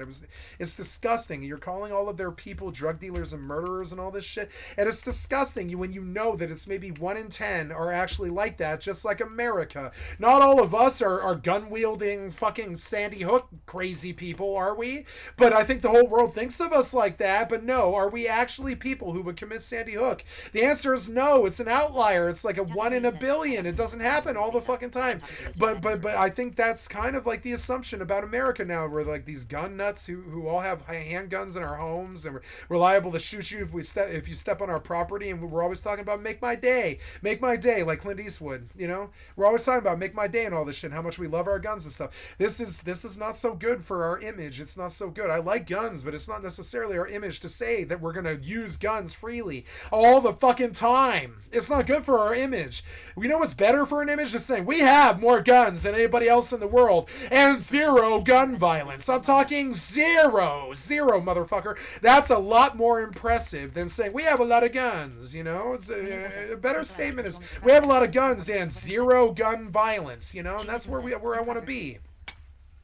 And so, and now I'm like, God damn it, you set us back with race relations in Mexico for I don't know, fucking 500 years or something like that. They're never going to trust us again. If this is the greatest body of people in this country, it's literally exactly like what Hitler did to the Jews. The greatest body of people in Germany was the Jews, and Austria too. And it's just crazy. It was crazy to do what Hitler fucking did. It's the same as what Trump tried to do with the fucking Mexicans. It's crazy. It's essentially a race war. It's disgusting. Set us back fucking forever with these people that our kids are going to mingle with and marry, that love us, that came here believing in our dream more than we did. It's goddamn disgusting. Fucking disgusting. And any MAGA trying to talk about make America great again is the worst goddamn traitor in American history, essentially, because America was always great, motherfucker. Try to tell a Mexican who's crossing the Rio Grande to come to this country illegally that this country isn't great and that we need to make it great again. That motherfucker is going to be like, you don't love America like I do. Why am I having to sneak in here? You don't love America like I do. I believe in your capability of doing these things. Like most of the Mexicans here do believe in our capability of doing anything, but you don't believe in that. You don't believe in our Mexicans. You talk about them like they're rapists and murderers. What the fuck is that? 65% of our country is Mexican. You fucking weird, racist, xenophobe fucking asshole. To me, you are Hitler. What's the difference between, what are the difference between those fucking jail cells at the border and the Nazi death camps? What's the difference? I guess the Nazis were more efficient about killing the Jews, I guess? Is that the difference? Because IBM sold them computers.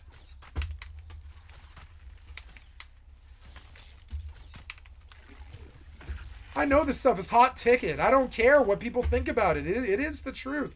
God damn it. I grew up with Mexicans all my life in this goddamn country. I lived in an apartment complex with 500 Mexicans and stuff, and I didn't hear English spoken for 3 solid years of my life. It was 2 years and 5 months or something like that. I did not mind.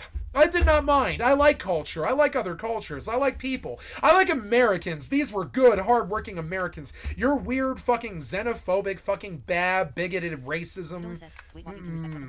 Stuff was good. I think he had some awkward moments. The response to the question about Tiananmen Square was... Yeah, you were not at Tiananmen fucking Square. You were not at Tiananmen Square. Why the fuck did you say that? And I do think... Why did you say that? That's such a weird lie for a white man to tell. That's like saying, you were in Ethiopia starving. No, you're a white guy. Try to starve in Ethiopia if you're white. It won't happen. Trust me. You can't starve if you're white in Ethiopia. But you can if you're black, And so it's literally like saying, it's like that level of racism. It's fucking insane. I love Ethiopians. One of my best friends is an Ethiopian. You know what I'm saying? I'm talking shit about Ethiopia. I'm talking about the fact that you talk shit about Ethiopia all the time. You know? You guys committed apartheid. Not us. You did that. You don't trust them. You think of them as them. I think of them as us. I believe in the power of people, not the power over people. A real man embraces the notion of the power of Mexican Americans as opposed to the power over the Mexican border crisis. Real man talks about the power of these people and how they have made us the strongest country in the world. The Mexicans have made us the strongest country in the world. It is disingenuous and racist to say otherwise. If you're evaluating they were the greatest members of our labor force, and they built this country. Who won? I think it very much. I mean, everybody built this country, but I mean, like, they built the country. Depends on your frame of reference. Chinese on the railroad, all these people built this country. You act like they're not American. It's disgusting. You're less American than them. If it's just trying to talk about make America great again. America was always great until you guys fucking steered us in the wrong direction. It's still great. Nothing changed. We still have lots of money and the most beautiful women in the world and the smartest people and the best music. Nothing changed except you. Just those two against each other. I think Walz probably narrowly won, but if you said that Vance narrowly won, I wouldn't disagree with you that much. I think it sort of depends. I do think that considering how bad Trump lost the last debate, the fact that Vance at least was close is a win for the campaign. I think that's definitely true. And I like the way that you started off this segment talking about this sort of a return to what things were like before, because we have a lot of younger viewers who don't necessarily know. Yeah, they don't know that it's not always been crazy for like 50 years. It was boring. The most exciting thing that happened was JFK got shot. Maybe Bill Clinton got a blowjob. You know, Nixon sent us to Vietnam for no reason, and Bush sent us to Afghanistan for no reason. Those are like the 5 things that happened in this country that were of note in the last like 70 years before about 2001. And then we started dropping bombs on ourselves and killing our own citizens and getting in wars overseas for 20 years, endless fucking forever wars and all this stuff, and backing the oil concerns instead of the people, backing conglomerates and corpos instead of the people, paying the people less, paying the conglomerates more, all this other weird shit that just makes no fucking sense at all. Was wildly dishonest about January. We have always been the greatest country in the world. Nothing fucking changed. What does need to change now is our attitude towards pretty much who we are. We have an identity crisis. We are Mexican. You trying to build a wall against our greatest fucking statistic is no different than Hitler building those concentration camps. Tell me there's a difference. There's a difference in the fact that the concentration camps cost a lot of death, but I'm fairly sure that your treatment in Mexico kind of causes a lot of death too. I'm fairly sure. January 6th, and about abortion and about healthcare policy and about a lot of these things. Yeah, he was just more sophisticated about it. Yeah. Yeah, like these people were more sophisticated up until about 2001 and until the blowjob, and blame the Democrats if you want to, but the blowjob kind of opened the door for the idiocracy. The fucking doorknob on the door to the land of idiocracy was Bill Clinton's fucking blowjob, which is just another reason why I don't like Democrats. You know? Any good man wouldn't have done that. How do we get such a bad man running our country so many times in so many different ways and styles? How did we get so many bad men running this country? Nixon was full-blown impeached. Fucking Bill Clinton and the blowjob. Fucking, Hillary and the CFR. Fucking Obama and the Wall Street cabinet. Trump and COVID. Trump and the fucking January 6th and fucking, Nixon with Vietnam, LBJ, it's just the shit goes on and stuff. And we've got like a few good things that happened and then about 70 bad things that happened. And it's really annoying to me. I don't like complaining about it. I just don't know what the solution is other than trying to get some other leadership faction in here that isn't the elephant or the jackass. I will listen to anybody at this point. I will listen to illegal Mexicans over the elephant and the jackass. I swear to God. I would rather listen to illegal aliens that you fear so much, because I think they care more about the outcome of this than I think you do. I would care more about what an illegal alien who is here illegally trying to have a job and be a productive citizen and all this and get their fucking citizenship and stuff. I care more about what they say about this country than I could ever care about Trump or any of his cronies. Because they're the ones working in the gutters, trying to fucking, not in the gutters, but like they're in the trenches, trying to fucking, they're like in the fucking trenches, trying to save this country with their sweat of their fucking brow. This was something we used to idolize in this country, but not anymore. Now it's like we idolize Trump. He wasn't lying to you as he spat in your face over and over again with the lies. He was just lying to you like politicians do, whereas Trump is, talking about people making like Reuben sandwiches out of collies. Like, it's a different sort of lie. Name calling, talking about golf, penis talk, like that kind of stuff wasn't really a mainstay of. No. That stuff, like the blowjob, none of that stuff. Okay, I am 40 some odd years old. I've been alive since the early 80s. And I can tell you that until 9/11, we didn't have a problem in this country. Not really. I would say basically the worst problem that we had was the blowjob. That was it. It was like the worst fucking problem. We didn't have weird, crazy, unhinged cartoon characters trying to storm in on January 6th telling Proud Boys to stand back and stand by while we have like Ted Kaczynski types mailing bombs to us and shit like this, It's not good. But I mean, and so now I'm just going to say that I trust the people who built the country more than I do the people who are trying to run the country into the ground. Is that weird? Sarotic says political debates until Trump came along. So I will say it was nice to hear two individuals engage on the issues. Yes, there's deception and all of that. It was nice to get a real debate. I almost wanted to listen to it because I could get a sense right away that nobody called each other a rapist. Nobody fucking tried to blame like treason on them or anything like that. It was an actual real political debate, and it interested me immediately because I figured it probably would have just devolved into some kind of anti-trans thing full of bunch of epithets and talking about MAGA all the time. But no, it was actually higher brow than that, and that's saying a lot for JD Vance. But they didn't disrespect each other. Yeah. Well, so last couple of things here in the summer at least. I can't believe JD Vance actually wrote this fucking book. Yeah, did he really write Hillbilly Elegy? Does this idiot have this kind of intelligence? No sooner had J.D. Vance been chosen as Donald Trump's running mate and anointed as the future of MAGA that attention turned to his phenomenally successful best-selling book, Hillbilly Elegy, a memoir of a family and a culture in crisis, first published in 2016 and rarely straying from Amazon's list of bestsellers. For many, it was the title that first drew us in, a poet's title, a writer's title. Hillbilly Elegy promised not only to evoke a literary tale of nostalgia for a lost Appalachian community, but to shed light on rural America's stubborn pockets of poverty. He didn't write this. I'll go to my death thinking it. And societal despair, and this guy is not this deep. And to explain why struggling men and women might turn to Donald Trump for salvation.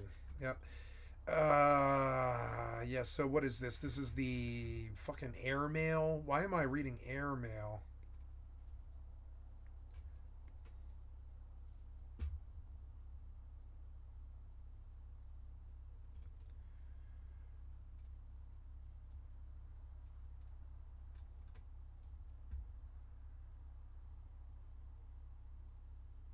We're going to have this idiot running for president. He's more dangerous than Trump.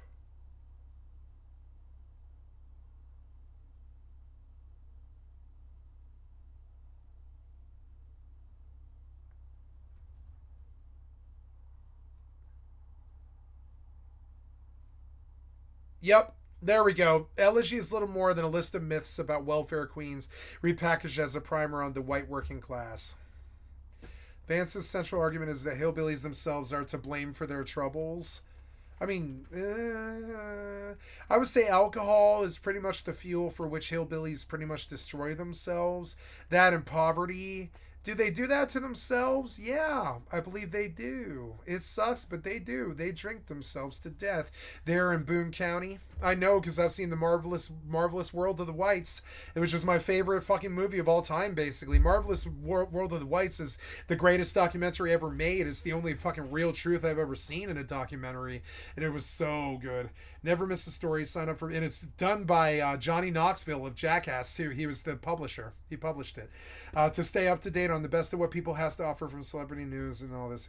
We spend our way to the poorhouse. Vance writes in the book. We buy giant TVs and iPads. Our children wear nice clothes thanks to high interest credit cards and payday loans.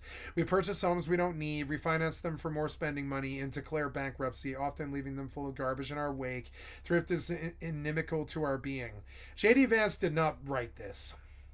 In his review of the film for the Associated Press, J. Coyle noted that that explanation was attractive to many readers, especially coming as it did during Trump's first presidential campaign. The 2016 book came at the moment many were searching for explanations for the political shift taking place across Appalachia and the Rust Belt.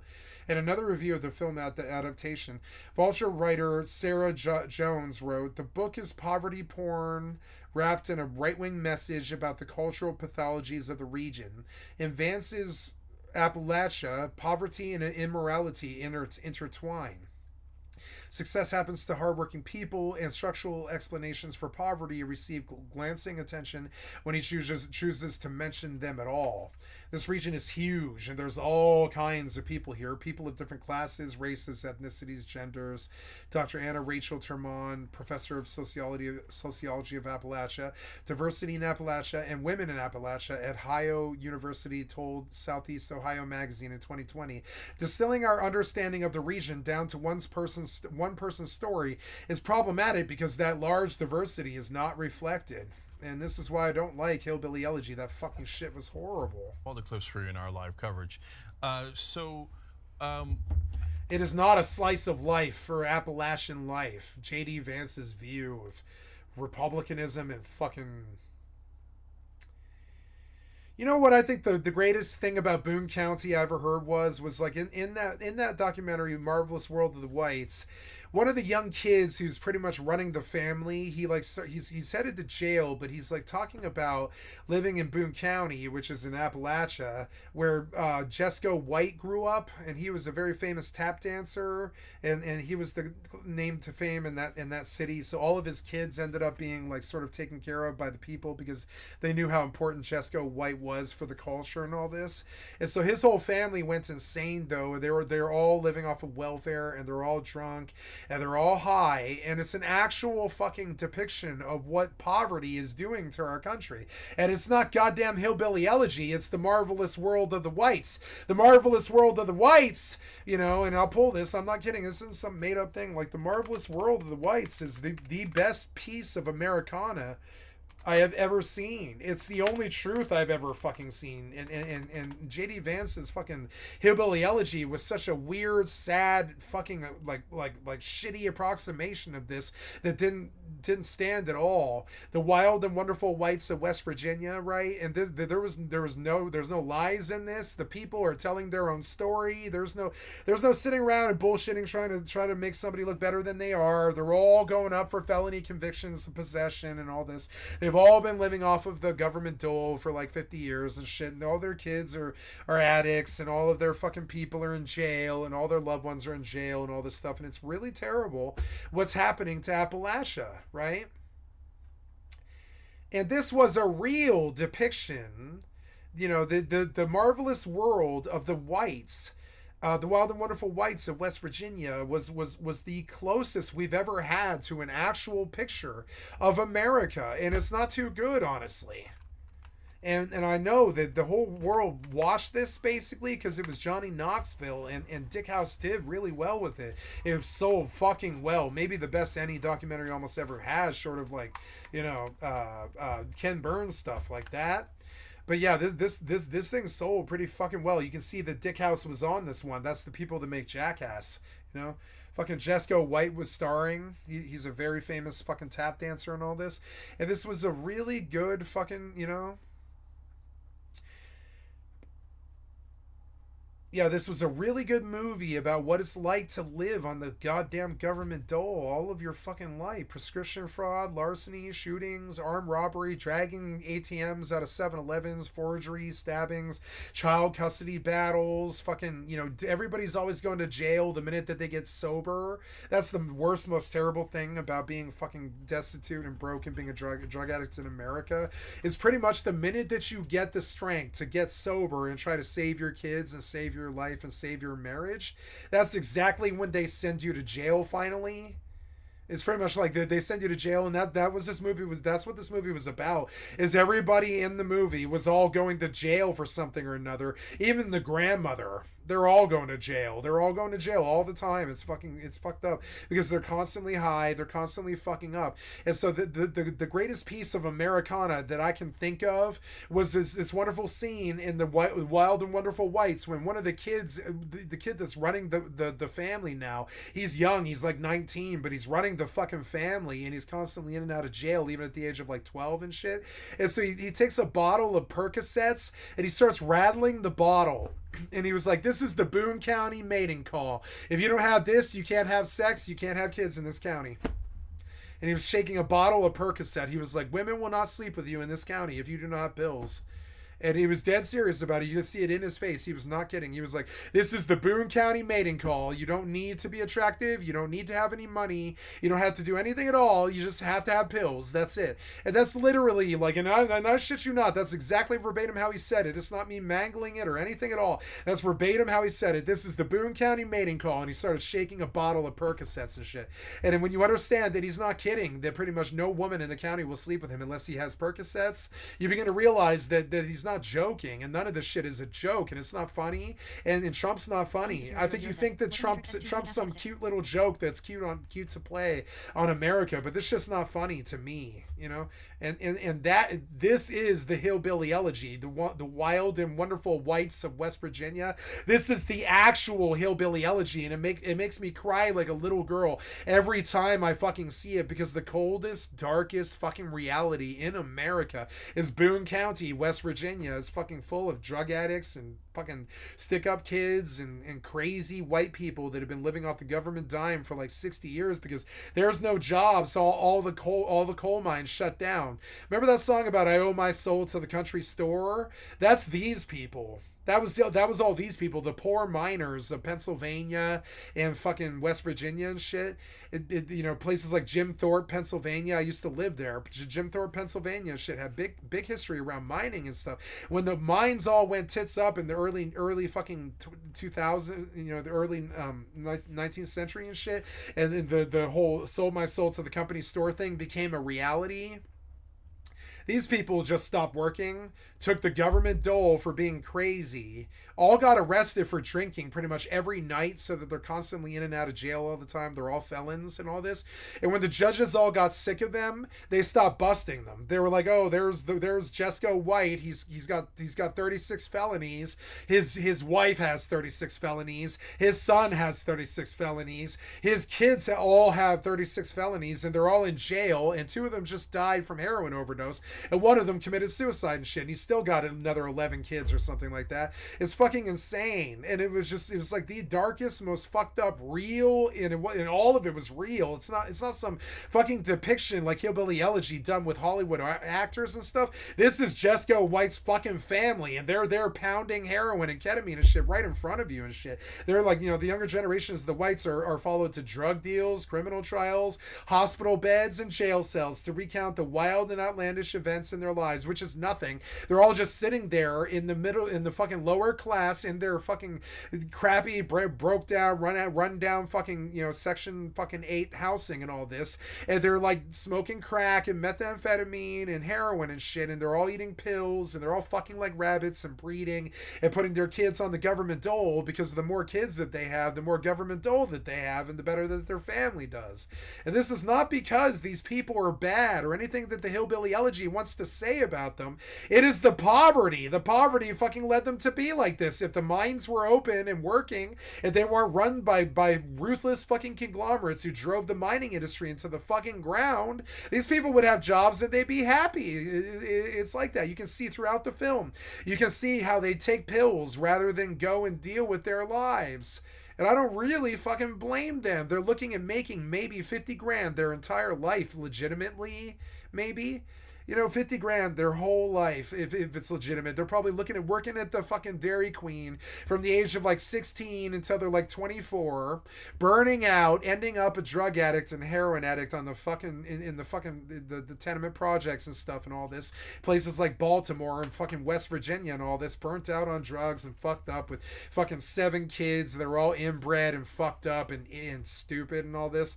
And this is the actual America. They don't want you to actually see it, and it absolutely was not hillbilly elegy. It was the one wild and wonderful world of the whites. This is like the greatest film ever made, pretty much, because it's the only film that's ever been based in reality that I can think of. It's the only nonfiction film that I can think of. Every other piece of fucking, I can't even think of, like, maybe Richard Attenborough did pretty well with Blue Planet, but I'm sure that there was knowledge in Blue Planet that has been changed since then, because he doesn't know everything about the ocean, right? But I mean, like, this document knew everything there was to know about the wonderful world of the whites. And it wasn't a wonderful world. Jesco himself was a millionaire. But by the age of 60, he had just burned out in this Appalachian culture, wasted all his money, giving it all to his kids and bailed them all out and paid for lawyers and all this crazy shit. And he was completely drunk and cracked out on crack cocaine. And then the fucking documentary opens up with Jesco White drinking in the fucking bar and tap dancing for his fucking dinner. But I mean, the man made like $20 million. Now, did he blow all the money on stupid shit like alcohol and crack cocaine addictions and heroin and probably rehab and shit like this? Yeah, but I mean, that's his right to do so. That is his right to do so. It's like his business to do so. He's an American living free. I will fight for the rights of every, I am an American and I will fight for the rights of every man. And Jesco White has a goddamn right to drink himself to death in the motherfucking Appalachias. He has a right to do that. It is his life. I don't care what he does. I don't care what his family does. I don't care that they're in and out of jail all the fucking time. These to me are the actual Americans running this country.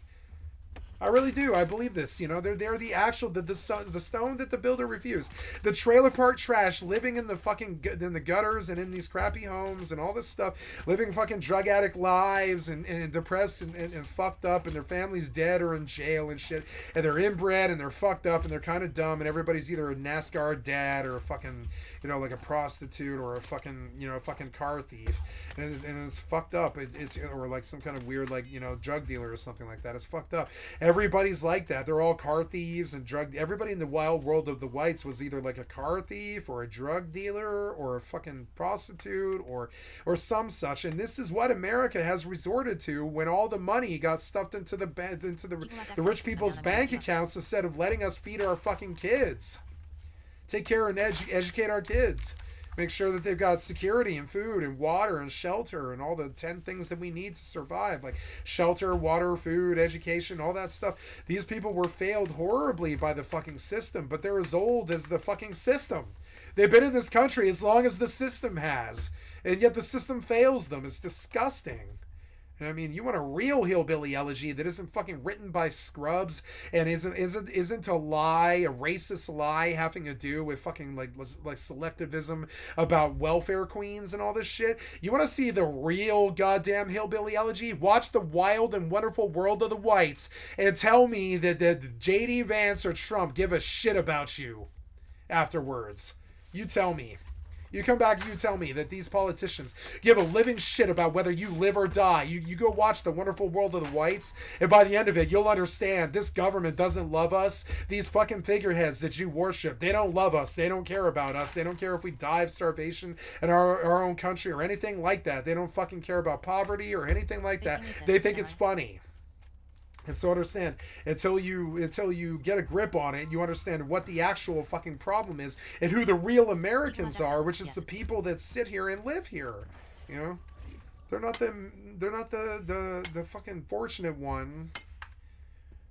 who had a bidet his entire life, you know, that's not us. That's not America. Trump is not America.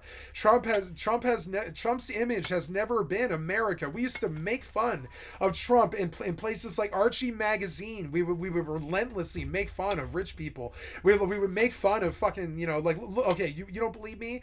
Go watch my favorite movie of all time is called Mank, and that's about Mankiewicz, the Jewish writer who wrote the greatest movie of all time, or at least is what's considered to be the greatest movie of all time, Citizen Kane. I love that movie. It's Gary Oldman at his best. You know, Gary Oldman was a fucking amazing actor. He's so good. And Mank, despite him being old, he still killed it better than any of our young actors. He was very old in it. He was like 90. But he nailed Mank. He was like 87 or something, but he nailed Mank fucking perfectly. Fucking perfectly. I began to understand, since Citizen Kane, we've been making fun of William Randolph Hearst. Only since 2004 have we idolized somebody like William Randolph Hearst or Trump. We've never liked our rich people. We've been making fun of them with the monocle and the cane and all that. Fucking Monopoly, the Monopoly dude, and how he's a fucking crotchety bastard and all this. We've been making fun of rich people since we've been around, but that ideal changed in 2004 when the bourgeoisie fucking bullshit ass culture that was living off of fucking like basically their mortgages. They were like living off of their mortgages, so they thought that money was easy or something like that until the mortgage crisis in 2008 when the banks all defaulted and shit, and then they started actually realizing that the rich people are running this country into the goddamn ground, you know. And I'm sorry, but they are, and I'm not one of them. I've never had money like them. I'm not one of them. I'm not hiding as one of them. I've never had money like them. Not like them. Him being polite and respectful, etc. That's had to look normal, you know, and that's weird. That's such a weird thing. To the number one aspiration that J.D. Vance had in that debate was to not look like some kind of fucked up dentist from Always Sunny in Philadelphia, creepy, fucked up serial killer type. And this is an insult to that actor, Dennis. It actually is like an insult to him. It's like an insult to him. Dennis is a wonderful actor who worked his entire life and is a really wonderful man with probably like family and kids and all this. And we like to think that Dennis is actually Dennis, but no, Dennis was a fucking depiction on Always Sunny in Philadelphia. Trump is goddamn Dennis. If you want a fucking pop idol reference that's actually accurate to Trump, we've never had one except for Dennis on goddamn Always Sunny in Philadelphia. He's totally like a self-involved Kim Kardashian type that's so high on their own fucking reality that they don't care what anybody says or does. They don't care, you know. And I'm sorry, but that is not America. America was Jesco White. We don't want to admit it, but America was fucking Jesco White, Patsy Cline, William Randolph Hearst, fucking, you know, George, you know, smoking weed all the time. What's his name? The guitar player, you know, fucking George, you know, George Strait, you know, kind of stuff, or George, you know, well, there's a whole bunch of them, but yeah, it was like, and so, I mean, your depictions of what you think America is just so odd. America now is 8 Mexicans living in a 2-bedroom apartment in Aurora, Colorado, until they call them the fucking, you know, until they call them the Venezuelan hitmen, you know. It sucks, but it's what our reality did become. You act like this is their fault. It is not their fault.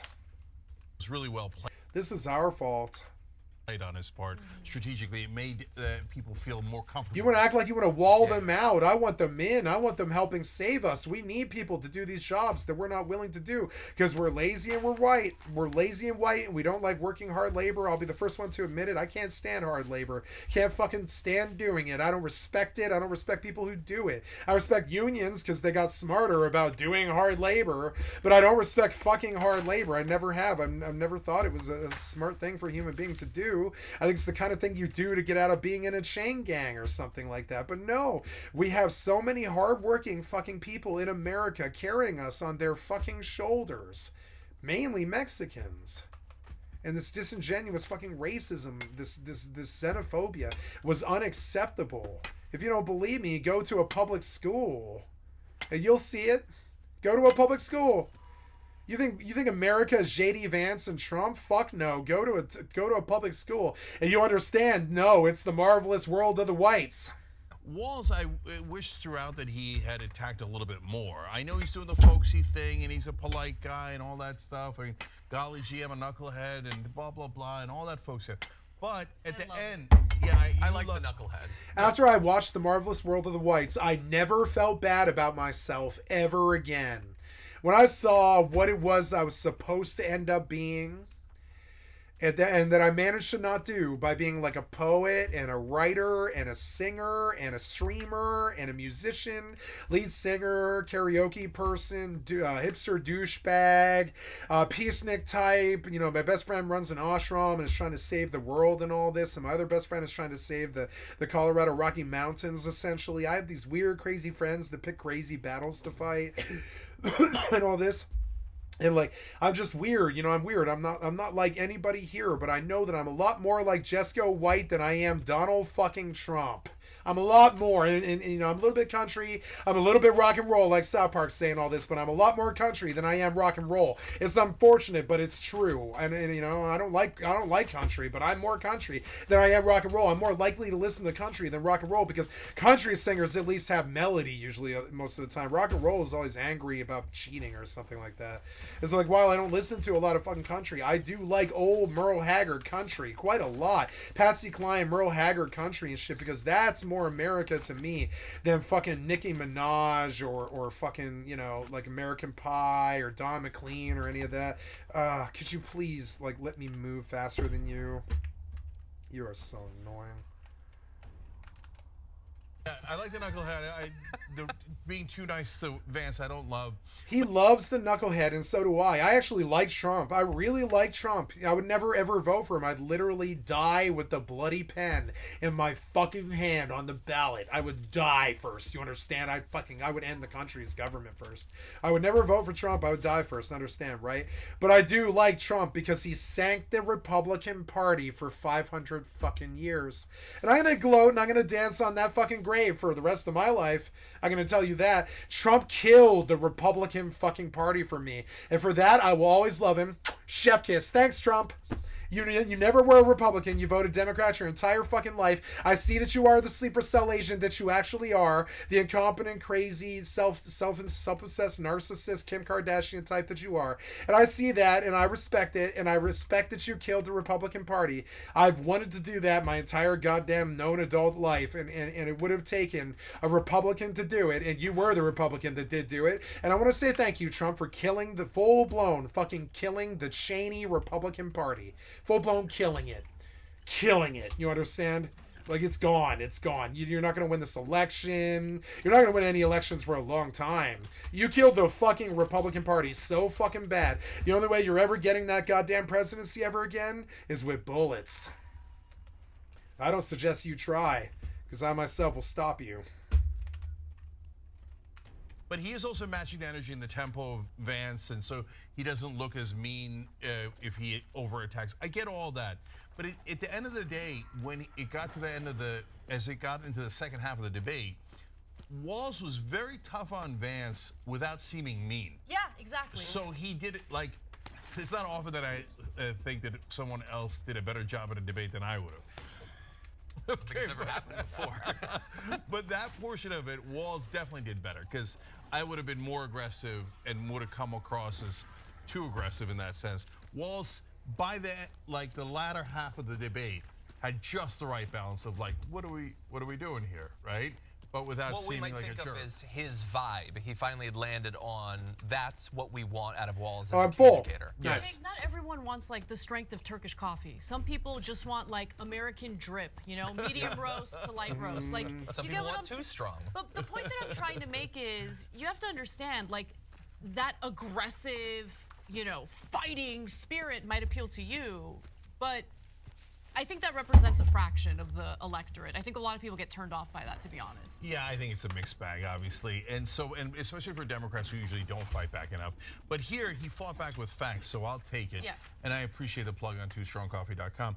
I'll also put in a plug on shoptyt.com where we have tons of Walls merchandise, including one that just dropped. Okay, now. And can I say that I'm pushing for an I'm with Knucklehead with an arrow t-shirt? Let's get that going, graphics department. Yeah. It should be. For Walls, it would be pointing up. Yeah. Yeah. Look, the last point I wanted to make on the substance of it was there was an interesting, important part, also kind of amusing if you ask me, about healthcare, where we got back to Trump's concepts of a plan, and Vance didn't have a good answer there because, I mean, he kept saying about Kamala had 3.5 years. Well, Trump had 4 years to come up with a healthcare plan, and he didn't at all, right? And then when they got into pre-existing conditions, he didn't do anything. He didn't do a single thing. Name something Trump did. Name a law he passed besides getting Roe v. Wade appealed and firing people and changing up the fucking structure of the guard and all that. Name something that Trump did successfully. Name one thing. No, it's okay, because we already have a law that protects you against pre-existing conditions. Yeah, that law is called Obamacare, and you're welcome.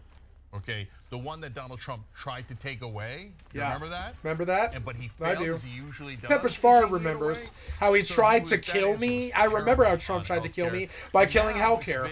Without that healthcare, I would be dead. Full-blown dead. He said he was going to have a better healthcare plan than Obamacare, and at the last debate, he still was at concepts of a plan. Smack my forehead into the fucking pavement going 45 miles an hour.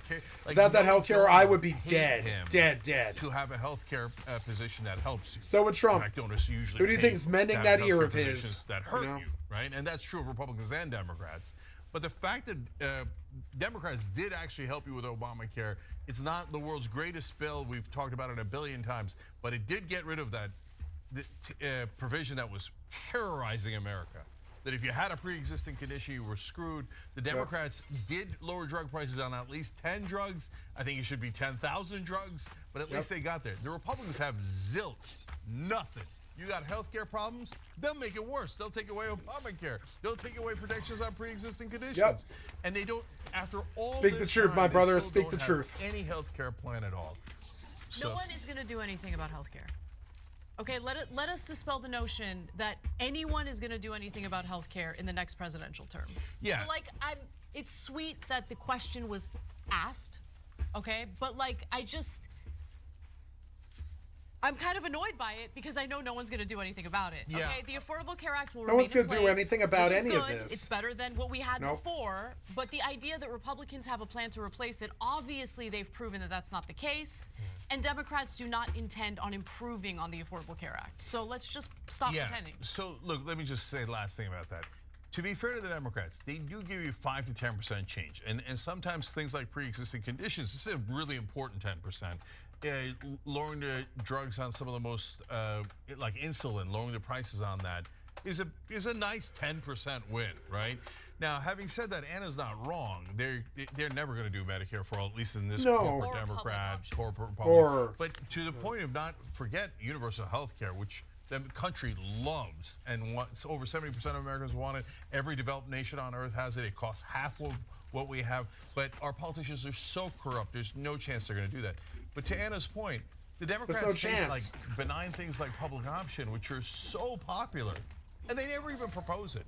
Because if you think AIPAC or the oil companies or defense contractors are enormous donors that control our government, A, you're correct. But B, they got nothing on the drug companies. Drug companies in this cycle, when there isn't that much on the line, have already spent 4 times what AIPAC is spending, right? So that is why nothing gets done, because the politicians work for them. Most honest show in America. So if you're hearing some Democrats tell you how the Democrats are going to solve everything, the Republicans are telling you the Republicans are going to solve anything, that's nonsense. The donors are in charge. Yeah, and look, Biden ran on wanting to pass a public option for healthcare, and he didn't fight for it at all. Kamala Harris isn't even running on a public option. So, like, that's the reason why I just feel like we're wasting our time even discussing how healthcare is going to change under the Democrats. It's going to be the same. So just in case this is the last debate, I'll end this, my part of the summary, by saying, look, at the end of the day, the Democrats are 10% change. That's what they almost always deliver, 5, 15, depending on the president, right? About 10% change, just enough so that you don't blow up and that you got a little release valve from the pressure of all of our lives and the corporate rule that we're living under. The Republicans generally go 50% in the wrong direction, right? Or sometimes 100% in the wrong direction. And then on top of all of that, when Trump wouldn't leave office, and he had people attack the Capitol, and they said they're going to murder your vice president. And he said he deserves it. And then he said we should terminate the Constitution because he didn't win. No chance. I'm voting for Trump. None of you should vote for Trump. So Vance looked relatively normal today. There's a pretty decent debate performance. He looked like a normal, sane human being. And yeah, did he lie? Of course. And Walz caught on the Tiananmen Square thing. But remember, guys, also if you're young, all politicians lie. They've been lying in debates for time immemorial. They get special training in it. Yeah, so this get was special a training in normal it. lying politician debate. They get special training in it. Walz told way less lies. I love Anna. She's so good. I would vote for her. I want her to run the country. Whatever the hell he was talking about when he made that initial comment. Yeah, but overall, Vance had a bunch of lies, but not bad. But at the end of the day, this is, in my opinion, this election is.